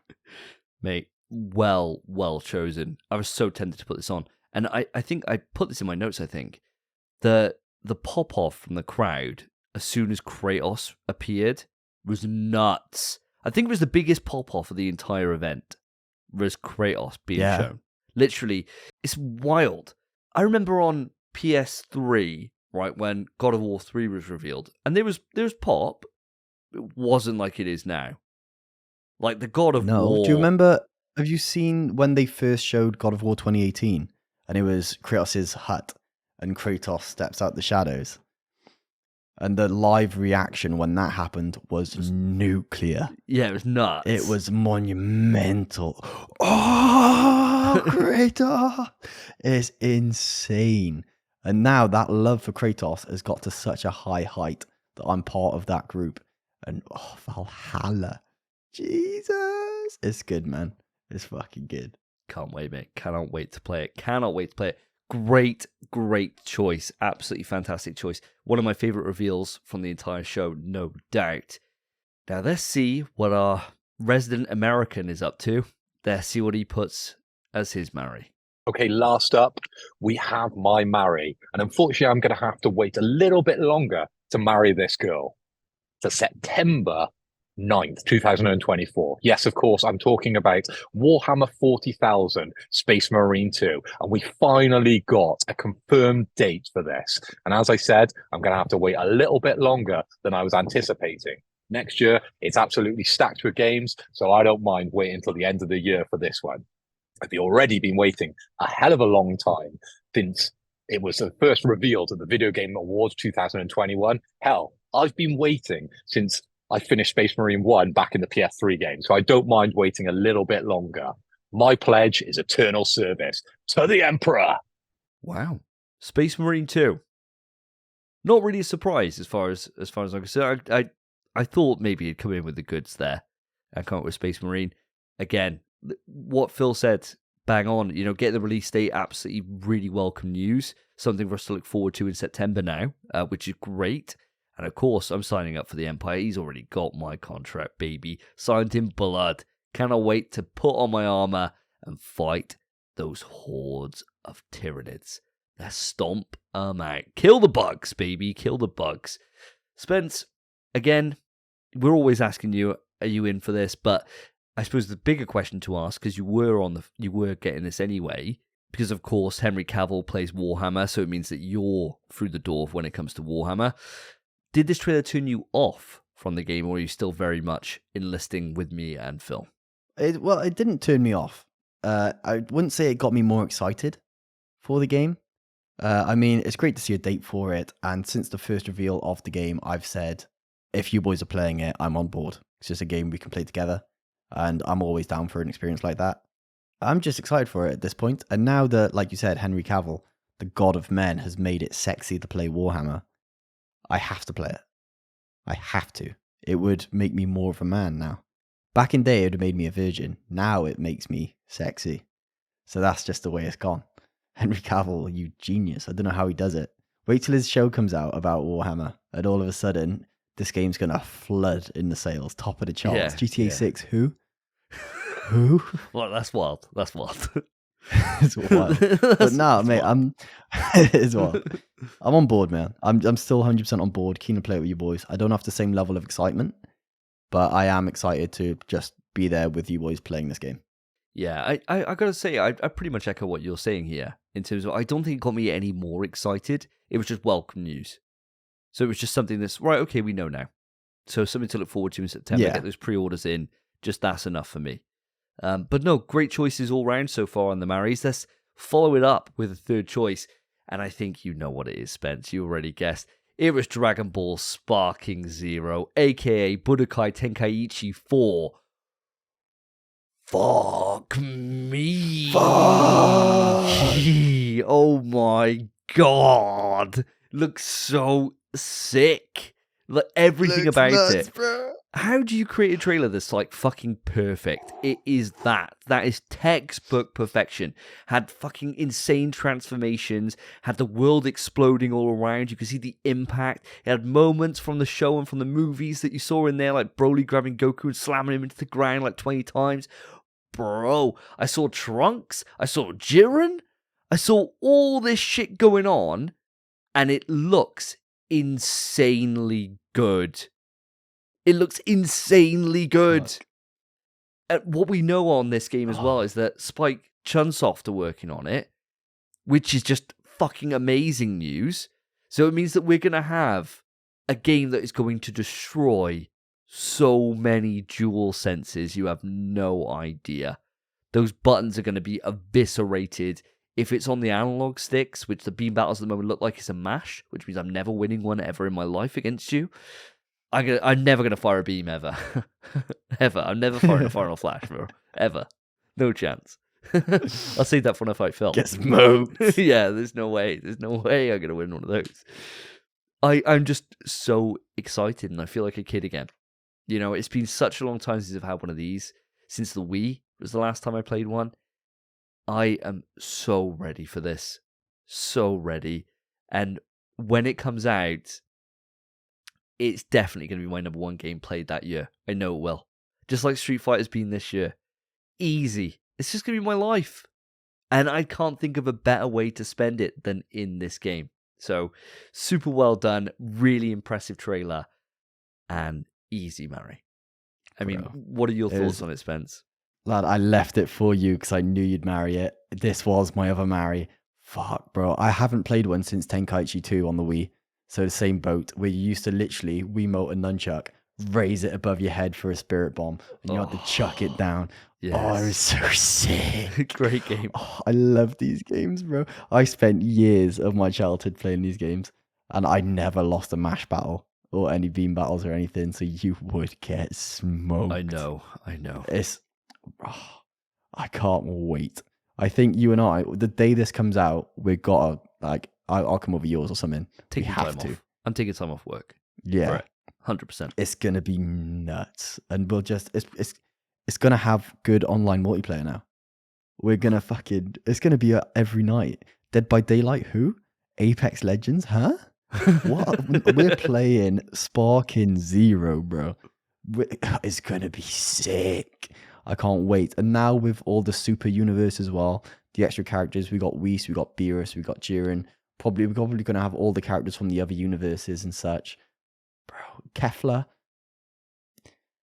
It's going to be sick. Oh my God. And if it's got like dramatic finishes like Dragon Ball FighterZ has, it's going to be nuts. This game has shot up to my anticipated. It's probably my second most anticipated after Helldivers, which is massive praise. Yeah. Massive fucking praise. Dude. Fuck. What a marry, bro. We're train. We're running the train. We're running that fucking choo-choo motherfucker. We're running a train all over this bitch. Can you just imagine how hype it's going to be on what I always wished, and I'm sure that you were right there with me, on like the Wii and on the PS2 when I was playing these games, is that I always wished the damage would stay there, because like you'd like transform, the ground would like shatter or something, and then after like a minute it would all be healed again. I thought, unless you did like a massive, planet destructive move, and then it would transform the stage, right? Then the world's magma and shit, yeah. But I always thought, how sick would it be if like you blast someone through a mountain and the mountain just crumbles and it just stays crumbled, right? And so you can see the impact you've made to a place by the end of your fight. That's reality now. Like, that's not too much to ask for. So to be able to see that you can like teleport behind somebody and just bash them down and they just hit the ground and get embedded into the ground and fly back out, and you think, fucking hell, that's so nice. That's so nice. And then I know that you'd play it the way that I'd want to play it, which is where we get into a battle and then you'd be like, you're holding back. And then you go down, you both charge up, and then go into the next stage of transformation, yeah. So you're just replaying a fucking Dragon Ball fight, bro. Oh, it'd be so good. Oh, man. Jesus Christ. I could spend all fucking show talking about this fucking game, but I cannot wait. Easy pre-order for me. Collector's edition, 100%. Whatever it is, I'm getting it. Week off work. Unlocking everyone. Get my fucking... I'm just gonna... no. Let's move it on. Otherwise I'm going to be here for... oh my God, everything. The bit, man, last thing. The bit that I popped off about, it looked like Vegeta had a Kamehameha shot at him. And it wasn't like a bitchy move. It looked like a Kamehameha, and he just went... poof, and like batted the whole beam. And I was like, I've wanted to do that forever. Because you could always bat away the little ones. But I always thought, how sick would it be if you could just have enough ki in you just to be like... like it means nothing. Like when Cell takes a destructive disc when he first transforms into Perfect Cell, and it just like evaporates on the back of his neck. It does nothing. I've always thought, how sick would it be? Like you put, I don't know, like Super Saiyan Blue Vegeta against fucking Raditz. And then no matter what he does, like he can't do shit. Like he just can't do anything. Oh, get to relive it all. Can't wait. Cannot wait. Sorry, listeners. But yeah, my excitement knows no bounds. Spence, I think before we go into our overall thoughts on the show, there's quite a few games we've missed on here that I think would probably be worth a little bit of a shine. Have you got any HMs that you want to go through or you want to discuss before we get into our last kind of thoughts? It's a bit awkward with HMs. There wasn't actually a lot this year for me, really. Oh, really? I think for one, it's wild. The Wukong is like still being shown and hasn't come out. Kind of similar to Skull and Bones, but not as dire, I suppose. The one big thing, I think for you and I especially, is the casting of Frank Stone. Yeah. I think that could be something really special. An actual story-based game set in DBD. Fuck, that could be sick. Yeah, I got that on my HM list, 100%. You know, Supermassive, I love what they do generally. They are a bit hit or miss. You get the, it seems to be like every other year they put out a good game. So this year's the space game. Or next year. Hopefully, please be good. Please be good. So who knows? But yeah, I think this has got every chance to be excellent. And I don't know who this Frank Stone fella is. I don't know what it's going to be related to, but I think it's going to be a good chance to learn about the entity, to learn about some Dead by Daylight lore, and if we get some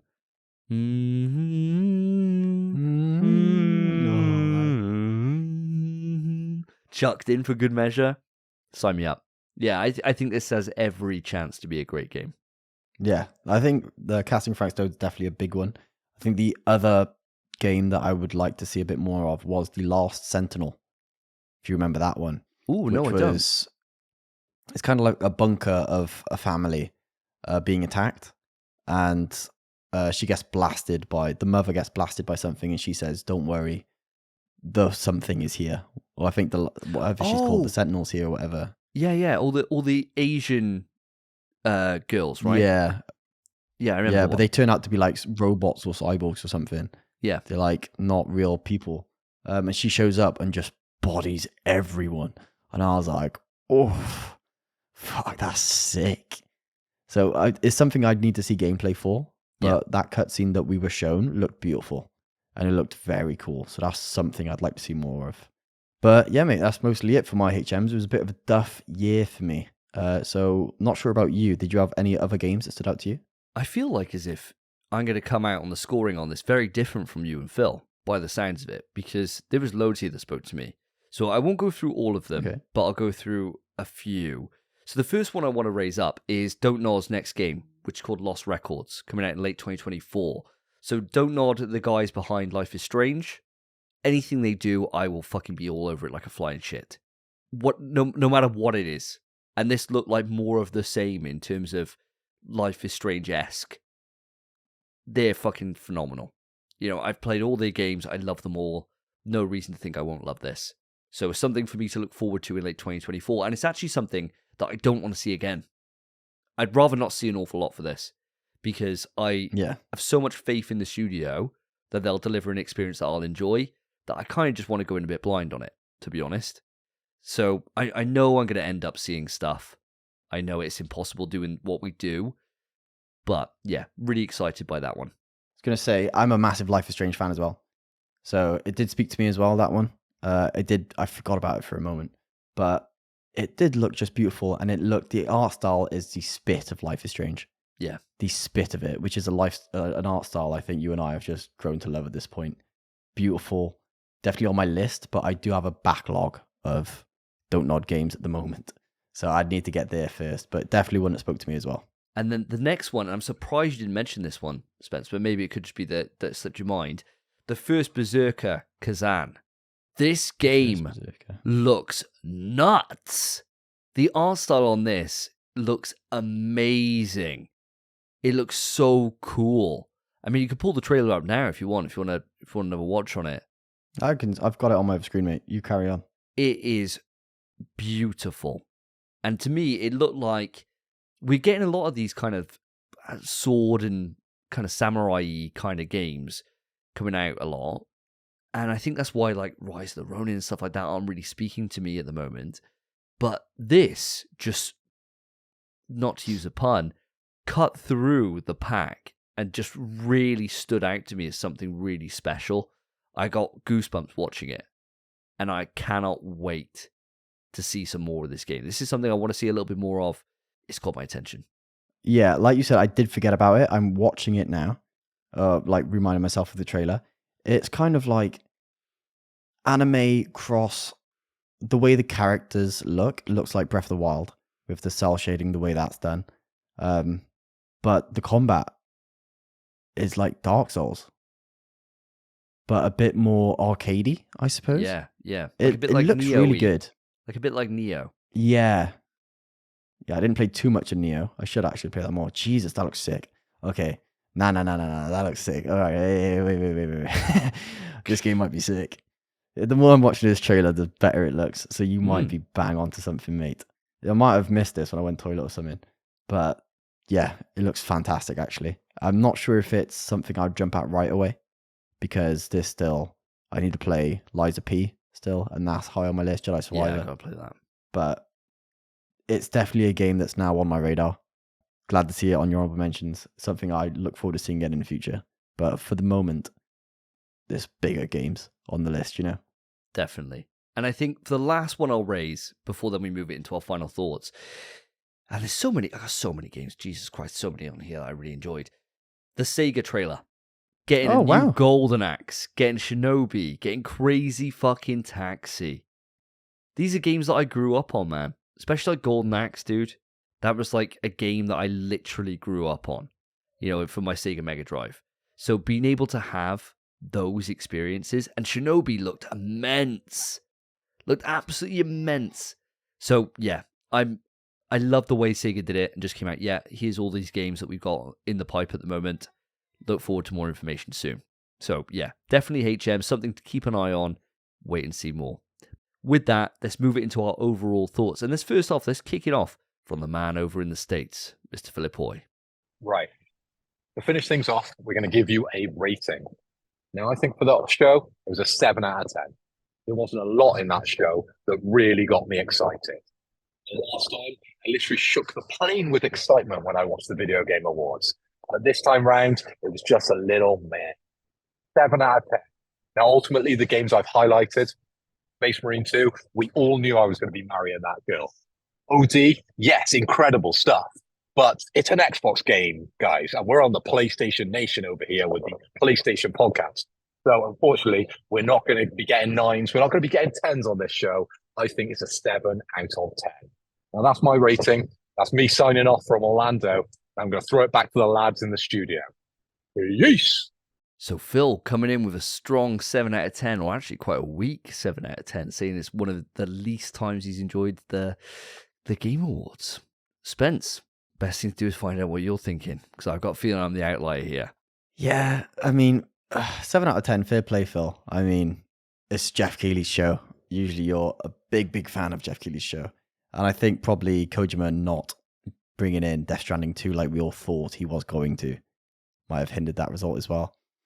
I said last episode, no matter how good this show is, if they showed foam stars, it loses 2 points. They didn't show foam stars. So that's immediately gone up. Big on them. Thank you, Jeff. I did not want to see it.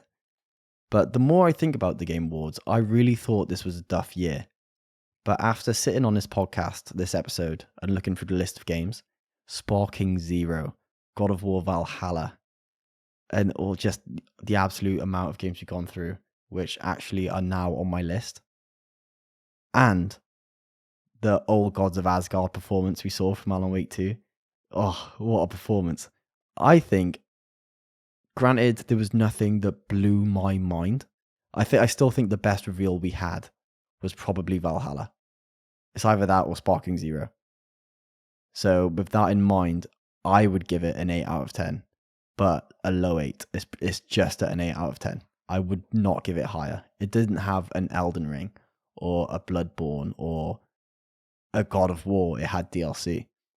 It wasn't like there wasn't a massive drop. And Spider-Man 2 didn't win a single fucking award. So I'm going to have to give it an 8 out of 10. It can't be higher than that. So Spider-Man 2 got fucked, which, to be fair, it was a really competitive year for gaming. But Yuri Lowenthal not winning the voice acting, that Venom voice, outrageous. So I have to give it an 8. I feel like Yuri got robbed. So that's the highest I'm going to give it, an 8 out of 10. But I did enjoy the show. Well, 8 out of 10. A little bit better. For me, I got a couple of thoughts on this. So I'm gonna keep it short and sweet, and then I think I'll branch off just a little bit, just talk through some of the stuff. But my overall thoughts on the show, I'm gonna give it a 9 out of 10. I think it was the most entertaining Game Awards that I've seen so far. I wasn't bored at any point, and I felt that things moved at a really brisk pace, sometimes to the detriment of the show, which I'll go on to in a minute. But I found that there wasn't the annoying, and this is sponsored by Doritos, so input code Doritos at, buy one, get one free Doritos. There was like more stuff that was tied into gaming. It was mostly Fortnite sponsorships and stuff, which I didn't feel was too bad. And I felt like the only parts that really didn't hit for me were OD, really. Like, honestly, that's the only part that I was like, oh my God, like, this is coming off in bad taste for what I'll go into in a minute. But I think for me, I come out of this, right, with DLC, short, granted DLC, but surprise DLC for Final Fantasy 16, God of War. We haven't even spoken about this. Fucking Blade coming out from Arcane. Blade. What a match made in heaven that is. What an absolute match made in heaven. Even if that is Xbox exclusive, I popped off for that when I saw it the next day, because I watched this late, obviously, so I couldn't have any of these like mega excited moments because I kind of got ruined for it all, which is on me, of course. Yeah. But Blade was sick. That was a great announcement. And that trailer looked amazing. Him going in there, being in France, which is different from what I'm used to for Blade. I think if there was a studio that I could put on to work on something like this, it would be Arcane. Because they absolutely nail it. They're so good when it comes to Deathloop and when it comes to Dishonored.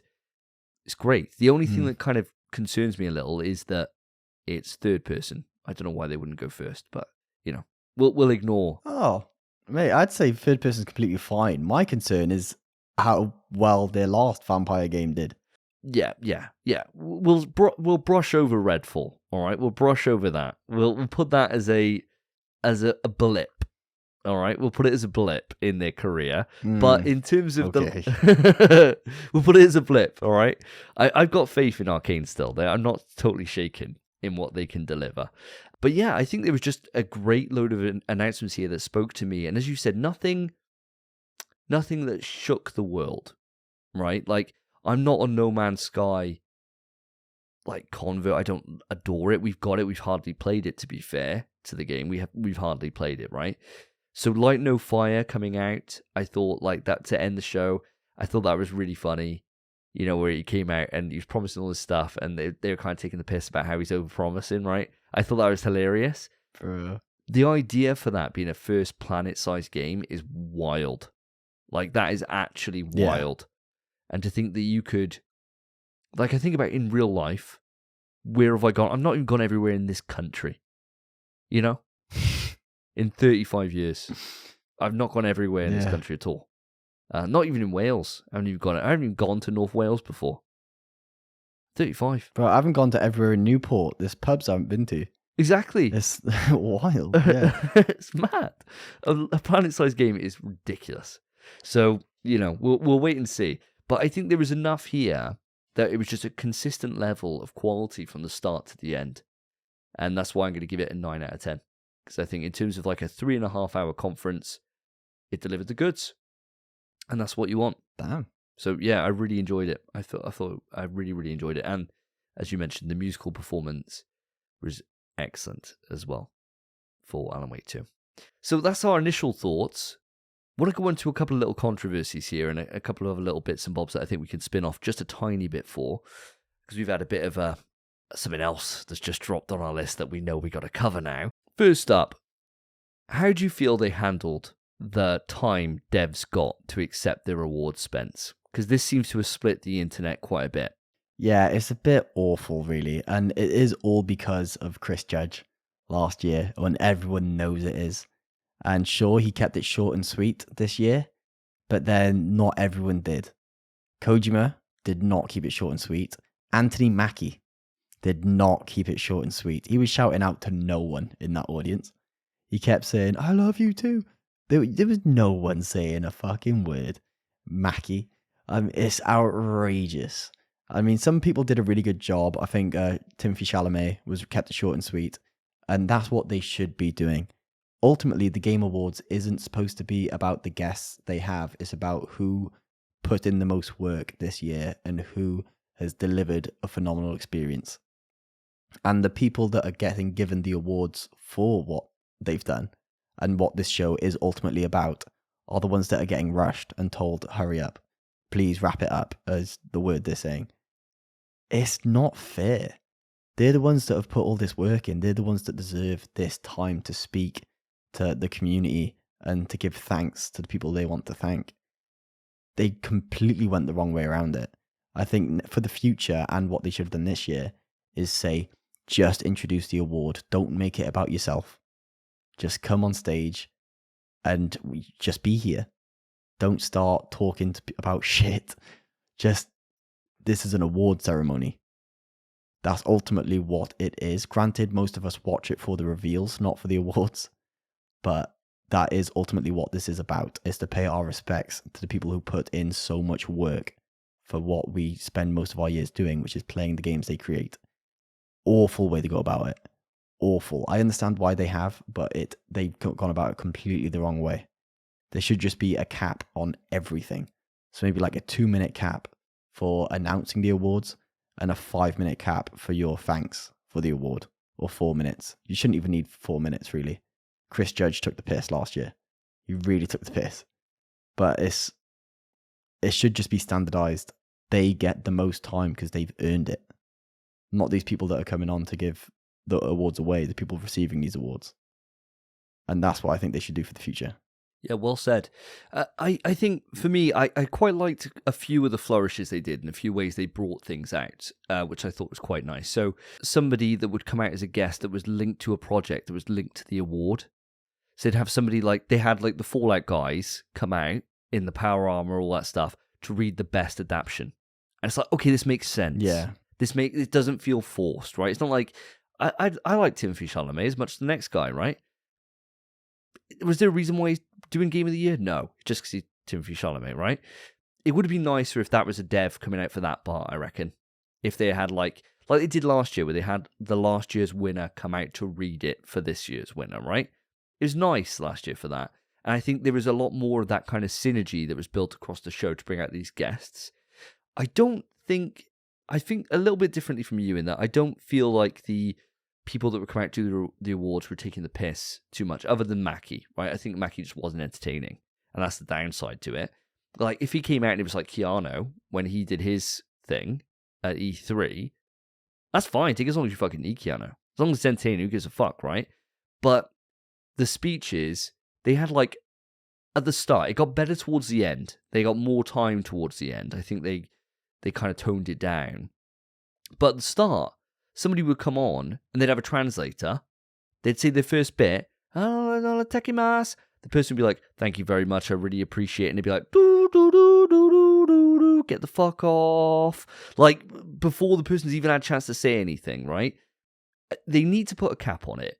They 100% do, because otherwise it goes out of order. Like, Chris Judge last year was just cringy. Like, I love Chris Judge, but it was bad. And he knows it's bad. And it was awful. And it was so funny, the start of the show when he came out. And he said 2 words and they played the music, right? And I thought, oh, that's funny. That's a funny little gag. And it was great. It really worked for me. But then the next person that came out to take an award, it was as if they were doing the joke on him. Because he had 30 seconds. He was like, oh my God, thank you. I'm so surprised by this. Do-do-do-do-do. Don't want to do the Jurassic Park music. Do-do-do-do-do. Fuck off the stage. It's wild. Well, he said, didn't he? He said during his acceptance, he said, they're telling me to wrap it up, so, and whatever. And it was like, already? Yeah. Why? It was like, it is. It's like they gave each whole award, both the announcing the award and then receiving the award, an allotted time, rather than just them receiving the award and allotted time, which is what they deserve, what they've earned. Yeah. It was really fast. It was awful, man. Yeah, that was terrible. I think they definitely would, and they've said as much. They're going to take learnings from it. 2 minutes is fine. I think if you give someone 2 minutes, that's enough. And any longer than that, it does start to drone on a bit. But 2 minutes keeps it short, snappy, but it means that they don't feel like the music comes on straight away. It was too much for me. So that's the biggest thing for me. But then you got to think there's instances, if a Japanese studio wins an award, do they still only get 2 minutes? No, because they can only say half as much. Yeah, it should be doubled then at that point.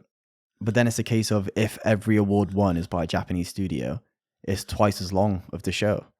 It's like they have to do it because they need to stick to the runtime. I understand it, but it's peak and it's situational. It's grim, but it's a tricky line to walk, right? Because what you said earlier is completely on the money in terms of people are watching it for the reveals. That's why we watch it. No, there was a piece that I shared on Twitter the other day that Greg Miller put out, and he summarized exactly what I was thinking, is that the people that are angriest the most about this, right, who are saying like, no, you need to give them all the time they want, the devs, 15-minute speeches, whatever. Watch the fucking DICE Awards for that. That's what the DICE Awards. The DICE Awards is an award show, like a proper award show. No, nothing else. It's for the industry, inside the industry, voted for by the industry. Done. Devs voting for devs, right? The fairest way ever for an award ceremony. And that's what that is. And guess what? Nobody fucking watches it. Nobody talks about it. You can't have you cannot please all camps, but the main thing people are there for are the reveals. It's our E3 now. E3's gone. E3, unfortunately, is confirmed that it's no longer ever returning. It's done. So this is it. This and the Summer Game Awards, and then the random drops we get from first parties and all that stuff throughout the year, is all we get. So you need to make it entertaining first, but then you don't want to do that at the expense of being disrespectful. And I feel like, much like you're saying, that it was disrespectful at the start. Really was. And then it got better as the show went on. Probably after the 2-hour mark, it got a lot better. But yeah, that start was real rough. Real rough. I couldn't believe it. The poor first guy, it was wild. Literally wild. He literally just walked up there and adjusted his suit. Fuck off the stage. It's like, oh, poor bloke. The only other part that pissed me off, the Muppets. Oh, mate, don't. Last year when he did it, it pissed me off. Georgia was sat there laughing like, oh, I love the Muppets. I was like, shut up. I was like, fuck off. It's this so hard and cringy. And you just see Jeff like, yeah, looking at the screen. You're like, fuck me. Why do they do it every year? Don't know. It's wild. It's so stupid. Fucking Muppets. They're Muppets, man. I think the only thing they can do to remedy the issue we both have is not give it a runtime. Just let it go as long as it needs. But then that's so detrimental because it already finishes at 4 a.m. for us. Maybe they just say, okay, we'll put no time limit on it, but if someone's taking fucking piss or someone's droning on with nothing to say, you could have 5 minutes of somebody giving a really impassioned speech that everyone's captivated by in the audience. And you think, just let it run. Don't press that fucking button. Don't start telling them to get off because this bangs. Somebody coming out there like, we did this, we made this decision, we did this is for this person who died during development, la la la la la. Really captivating, great. Somebody else going up and be like, I thank my mum, I thank my mum's dog, I thank my dog's mum's sister, I thank anything fucking, okay, Jesus Christ, get him off. Get him off. Hit the fucking button. Yeah. Maybe they need that, a bit of autonomy in terms of the person who's in charge of that button to be in charge of the button and to think, this is killing me. Yeah, but then is it a case of just because that person doesn't have the same social etiquette as the people prior, they've still earned that award? They still earned that chance to speak. Just because they're a bit awkward on stage and aren't sure what to say, does that mean we should boot them off? Get them off, and mate. Say, sorry, you don't. You're too much of an introvert to be here. Sorry, lad. Get off. Yeah. Go back to making games. Yeah, go like, get back in the dungeon. It's peak, man. There's no real proper way we can remedy it other than a time cap the runtime, I think. Yeah. I suppose the two ways you could go about it is either you have time limit for all or a no time limit, right? That's probably the fairest way. Yeah. And then no time limit would mean that we'd come out of this and the max it's getting is probably a 5 out of 10 because it'd be boring and the pace would be shit. Time limit, you'd have moments where people want to say more and they can't. But then which is the better of the two? And I think for the product, I'd argue it's a set time limit being longer. I see what you're saying, though. I know exactly what you're saying, but I feel like that's a different product entirely. You know, that's like... Yeah, it could be a case of like, it could be like a 4 minute cap for each person. But if someone doesn't use up that time, it gets allotted to the next person because that time's just there. Surely. That makes sense. So it's a case of they start running ahead of schedule. And if someone takes the piss, granted, they've just kind of jumped on the opportunity that they can take the piss a bit more. But it's thanks to the person prior. So it is a time limit thing, but that time, I think if there's time left over, it gets allotted to the next. And that's probably the best way we can do it. Or they save that time, the allotted time that's been saved for the people, the non-English speakers. Yeah. And that's probably the best way to do it. Because you're right, some people are going to come up there and just be in and out quick as a fucking doorknob, aren't they? They'd be straight in, they'd be like, oh, yeah. Thanks, Mum. And bye. Please? Yeah, cheers. Whereas other people want to go up and they want to explain everything known to man, right? So, yeah, maybe that is a pretty fair solution. Everyone gets a set amount of time and then it builds. Thank God we're not in charge of it. Yeah, God. Audience, that has been it for the Game Awards. I don't think there's anything else to discuss on this that we want to discuss. Of course, big congratulations to the Game of the Year winner. Baldur's Gate 3 absolutely fucking cleaned up, as we all knew it would do. Well done to Baldur's Gate 3. Of course, we don't really give a fuck about the TGA Awards because we got our own awards that we'll be going through in 2 weeks' time. So who the fuck cares about TGAs, right? We'll give you the best top 5 you've ever seen in your goddamn life.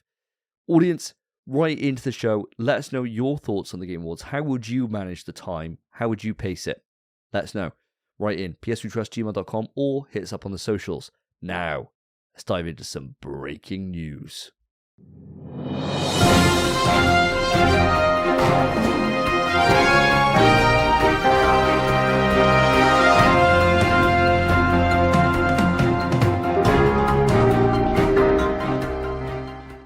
Listeners, we have some big breaking news. I want to first off just shout out to Joseph Thomas Dayman, who sent me this, and it caught us in the middle of recording just now, and threw all our plans for finishing off at a decent time way out the window. Thank you ever so much. Otherwise, we would have totally missed this. Spence, you got the story in front of you. Do you want to read it verbatim for our audience? So this is the way the story goes. Headline: an update on The Last of Us Online. We realise many of you have been anticipating news around the project that we've been calling The Last of Us Online. There's no easy way to say this. We've made the incredibly difficult decision to stop development on that game. We know this news will be tough for many, especially our dedicated The Last of Us factions community, who have been following our multiplayer ambitions ardently. We're equally crushed at the studio as we were looking forward to putting it in your hands. We wanted to share with you some background on how we came to this decision.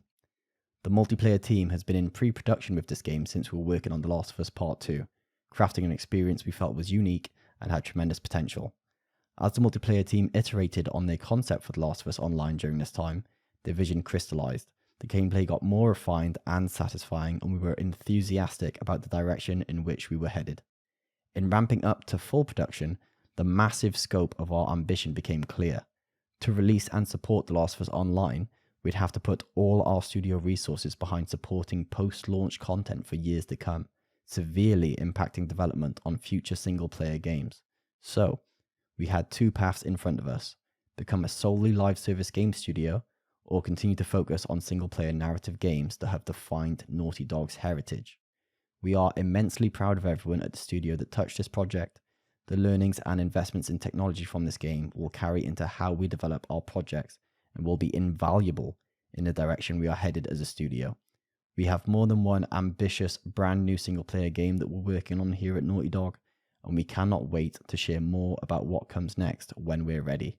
Until then, we're incredibly thankful to our community for your support throughout the years. Bang! Now that is a lot to basically say the one thing. Last of Us Factions or Last of Us Online, whatever you were referring to it as, has been cancelled. Davey, what do you think, man? We could get into this. Personally, I think this is the best way you could possibly deliver this news. It's bad news, sure. But a lot of the times when it comes to these reasons and why things get cancelled, we never get the rationale. We never get the understanding of why they've come to that decision. Was it just not working? And then before you know it, then it's all rumours start going about. Oh, Bungie have gone in and they've said this, or so-and-so has done that, or whatever it is. Coming out and being clear as day in terms of, look, we had two roads to go down. A, we just support this for Kingdom Come.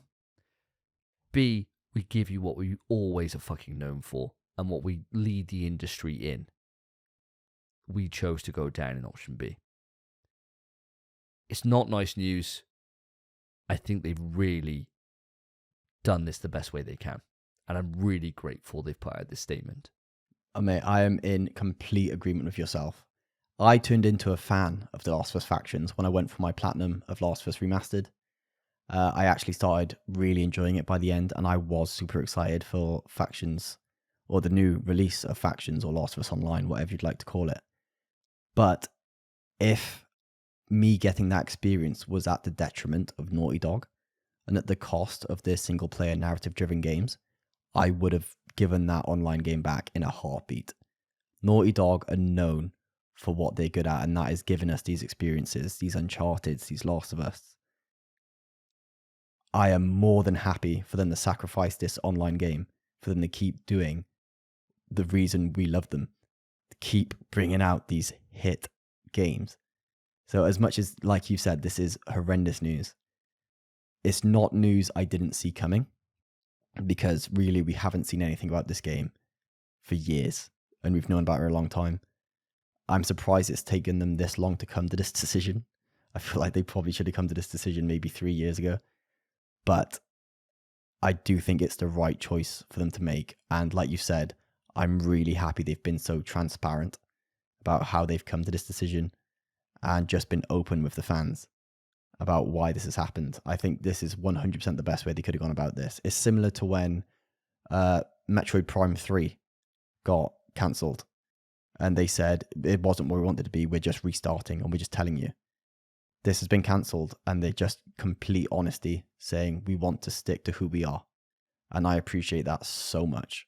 So as much as this is bad news, I'm glad that it's not changing who Naughty Dog are as a studio. Well said. Well said. It does bring a couple of things into question for me in terms of when they said they would have to support this as a studio forever. Wonder what they had cooking. Because you would have thought we got loads of studios, right, in the PlayStation family that they're working on stuff, sure, but we got a lot of support studios that we've bought. So you would have thought, right, well, my initial thought was going to be a case of whatever they put out, say, base game and maybe season 1 of content, right? And they got that cooked, they have that in-house. From there, transitions over to another studio to support it. Same way that COD does with its development, right? You got the main development studios working on it, and then you got all the little support studios then which do the post-launch content, stuff like that. And then you got a small subset of developers that are left behind to do balance patches and shit like that. You would have thought it would be that kind of level, but I suppose this goes to show that Naughty Dog, even though they're the crown jewel in PlayStation, arguably now with Insomniac, they're not on the same scale as they need to be able to make this work. And if this is what they were saying, like a really ambitious project, and it being like this big kind of like story-based multiplayer experience thing they had going, maybe there is nobody else that could support that. Because, as much as a support studio could do base content, maybe create some maps, things like that, if you're talking about having to have like new narratives across seasons or whatever it is, maybe you need the full writing staff. Maybe you need, everyone on board to be able to deliver that and to keep it up to the same quality. And who knows? The thing for me that I wish is that we could see some of what they had, right? And I know that it's the case of, you open up a can of worms. Would that take a lot of extra work for nothing, really, just to put it out to get some YouTube likes? I don't know, but I wouldn't mind seeing, even if they had like, you know, a couple of levels or whatever, and just be like, these are done, just fill your boots, right? Like something. But then maybe they just say what we got, the baseline, how do we kind of just meld that into a factions for Last of Us 3? And then, boom, you chuck it in that way and it becomes a slimmed down version of itself. But I don't know. It's that unknown, isn't it? In terms of wanting to know, I wonder what they had. I wonder what they had. And a studio like this to be able to step away and say, right, well, this is the impasse we're at. It was big, right? It's fucking. It must have been big. I mean, massive. I had the exact same initial thoughts of how big was this. I'd love to see it, but I think the issue is if they did show us anything, everyone would just be like, "This is amazing. We want more." And at that point, Naughty Dog might just be forced to become the studio that they're choosing not to be. And I think it's just, if they did show us anything about this, it's at their own detriment. I think the scale for this probably is massive. They don't have the same workforce that Activision has. Their whole studio works on like a game, and that's it. They can't really be pulling it off to smaller subsets of teams or anything. They don't have that. It's sad news, but I sincerely believe it's for the best. I really sincerely believe that. I agree with you. It's like you said, look, if it's the choice between this or Last of Us 3, Uncharted 5, you know, whatever the hell else IP they got cooking, the choice is obvious, you know, like, unless they were able to grow to such an extent that they could have a live service team and a regular team, there's no other way you can do this. It's not like, you know, they got the backing of, you know, EA, for example, where they can have Respawn go out and they got their Apex Legends team and the team that works on Jedi Survivor and then the team that work on, you know, the next project down the line. You'd have to scale to such an extent that then also does that then create the basis of, does the live service game that they would put out become really predatory to be able to support the scale of the studio they've got working underneath them for these projects? You know, there's so many different moving parts with these things, and yeah, it sucks. And I feel sorry for people like yourself, Spence, and for the fans of factions who have been, you know, really looking forward to this. It's never good news. It's never good news to have a cancellation. But in this case, I think it is. I can't imagine a world where we don't get new experiences from them. I can't imagine that world. I don't want to imagine. The last 2 generations, they put out the best game for each generation. In my mind. In The Last of Us 1 and 2. I don't want to see that go. I think I think a lot of Twitter and a lot of listeners, or hopefully you don't listeners, but a lot of people are going to read this and just immediately be angry. Take the time to consider it. Just read the actual article that they've put out and take time to consider that they have built up their reputation and their trust in us on their single player narrative driven games. And they have chosen this option. And it's been years since they announced this. It was clearly a really hard decision for them to make. And I am devastated about it. But they've had to come to this choice, and it's probably for the best. So before you start going onto Twitter, "Oh, I was really excited for Last of Us Factions. Fuck you, Naughty Dog." They're probably gutted. They're probably devastated about this. So they're probably more upset than you are in Naughty Dog. They've put years of work into this, and for it to just be gone, they are probably gutted. And I'm sure they will use the assets. They will use everything they've learned through the development to better their future games. So it's not a total waste. They've still wasted a lot of time and money into this. So they are probably devastated. And just effort and passion into it. Think of the developers, really. Well said. And I think, you know, you think about the past lessons we've had when it comes to PlayStation, right? And a studio that we always love to dunk on, Media Molecule, right? They should have come to this decision with Dreams and moved on. They should have done that, years ago. So they started this development when The Last of Us 2 was wrapping up, right? So they started that, so it's been years they've been working on this. We still got a lot of the generation left. We still got a chance to see some more Naughty Dog stuff. Thank God they haven't just toiled another year away. At least it's now. At least now the cut's over and they can be like, right, full studio, let's go. Get on it. So. Last of Us Part 1 and Part 2 remakes are done. So they're not wasting time on a remake or remaster anymore. Now we're going to get a full-fledged, unless it's like Uncharted 1, 2, 3 remakes, which I hope it's not. But hey, I'll buy them. I think we're set now. I mean, I'd buy them in a heartbeat. Don't get it twisted. I'd buy them 70 quid each game, 70 quid. Yeah, fucking amazing games. Don't get it twisted, bro. But at least now we know they're probably working on a brand new experience for us. And I'm just excited to see it. And with that sad, sad news, we will end this podcast. It's been an absolute pleasure doing a duo cast with yourself, Spence. I've really enjoyed it. I hope you have, listeners. If you have, there's a couple of ways to let us know. First you could do, go on to your podcast service of choice, put a 5-star rating on it. Would really appreciate that. If you're listening on YouTube, then hi. Best thing to do, salute the king, put a like, put a subscribe on the channel. All helps us. We're on the path to 500 now. Let's make my reign a strong, successful reign for these next 10 episodes. See if we can get up to 250 in the next 10 episodes. 300 maybe. That'd be nice. See where we go.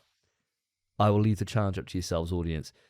As always, there's loads of ways to interact with us as a show. You can write into the email, pswetrust@gmail.com, or hit us up on the socials. All the links are in the description of the show. And that is it for episode 81. I have been Davey. I've been Spence. And Phil is on holiday. Take care, guys. Peace. In PS We Trust is hosted by Davey, Phil, and Spencer. You can write into the show via our email, pswetrust@gmail.com. Our Twitter is @InPSWeTrust. To find each of us online, follow our Twitters, @SSJDavey, @PhilipHoy, @SpenPie_. Thank you for listening. Take care of yourselves, take care of each other. See ya.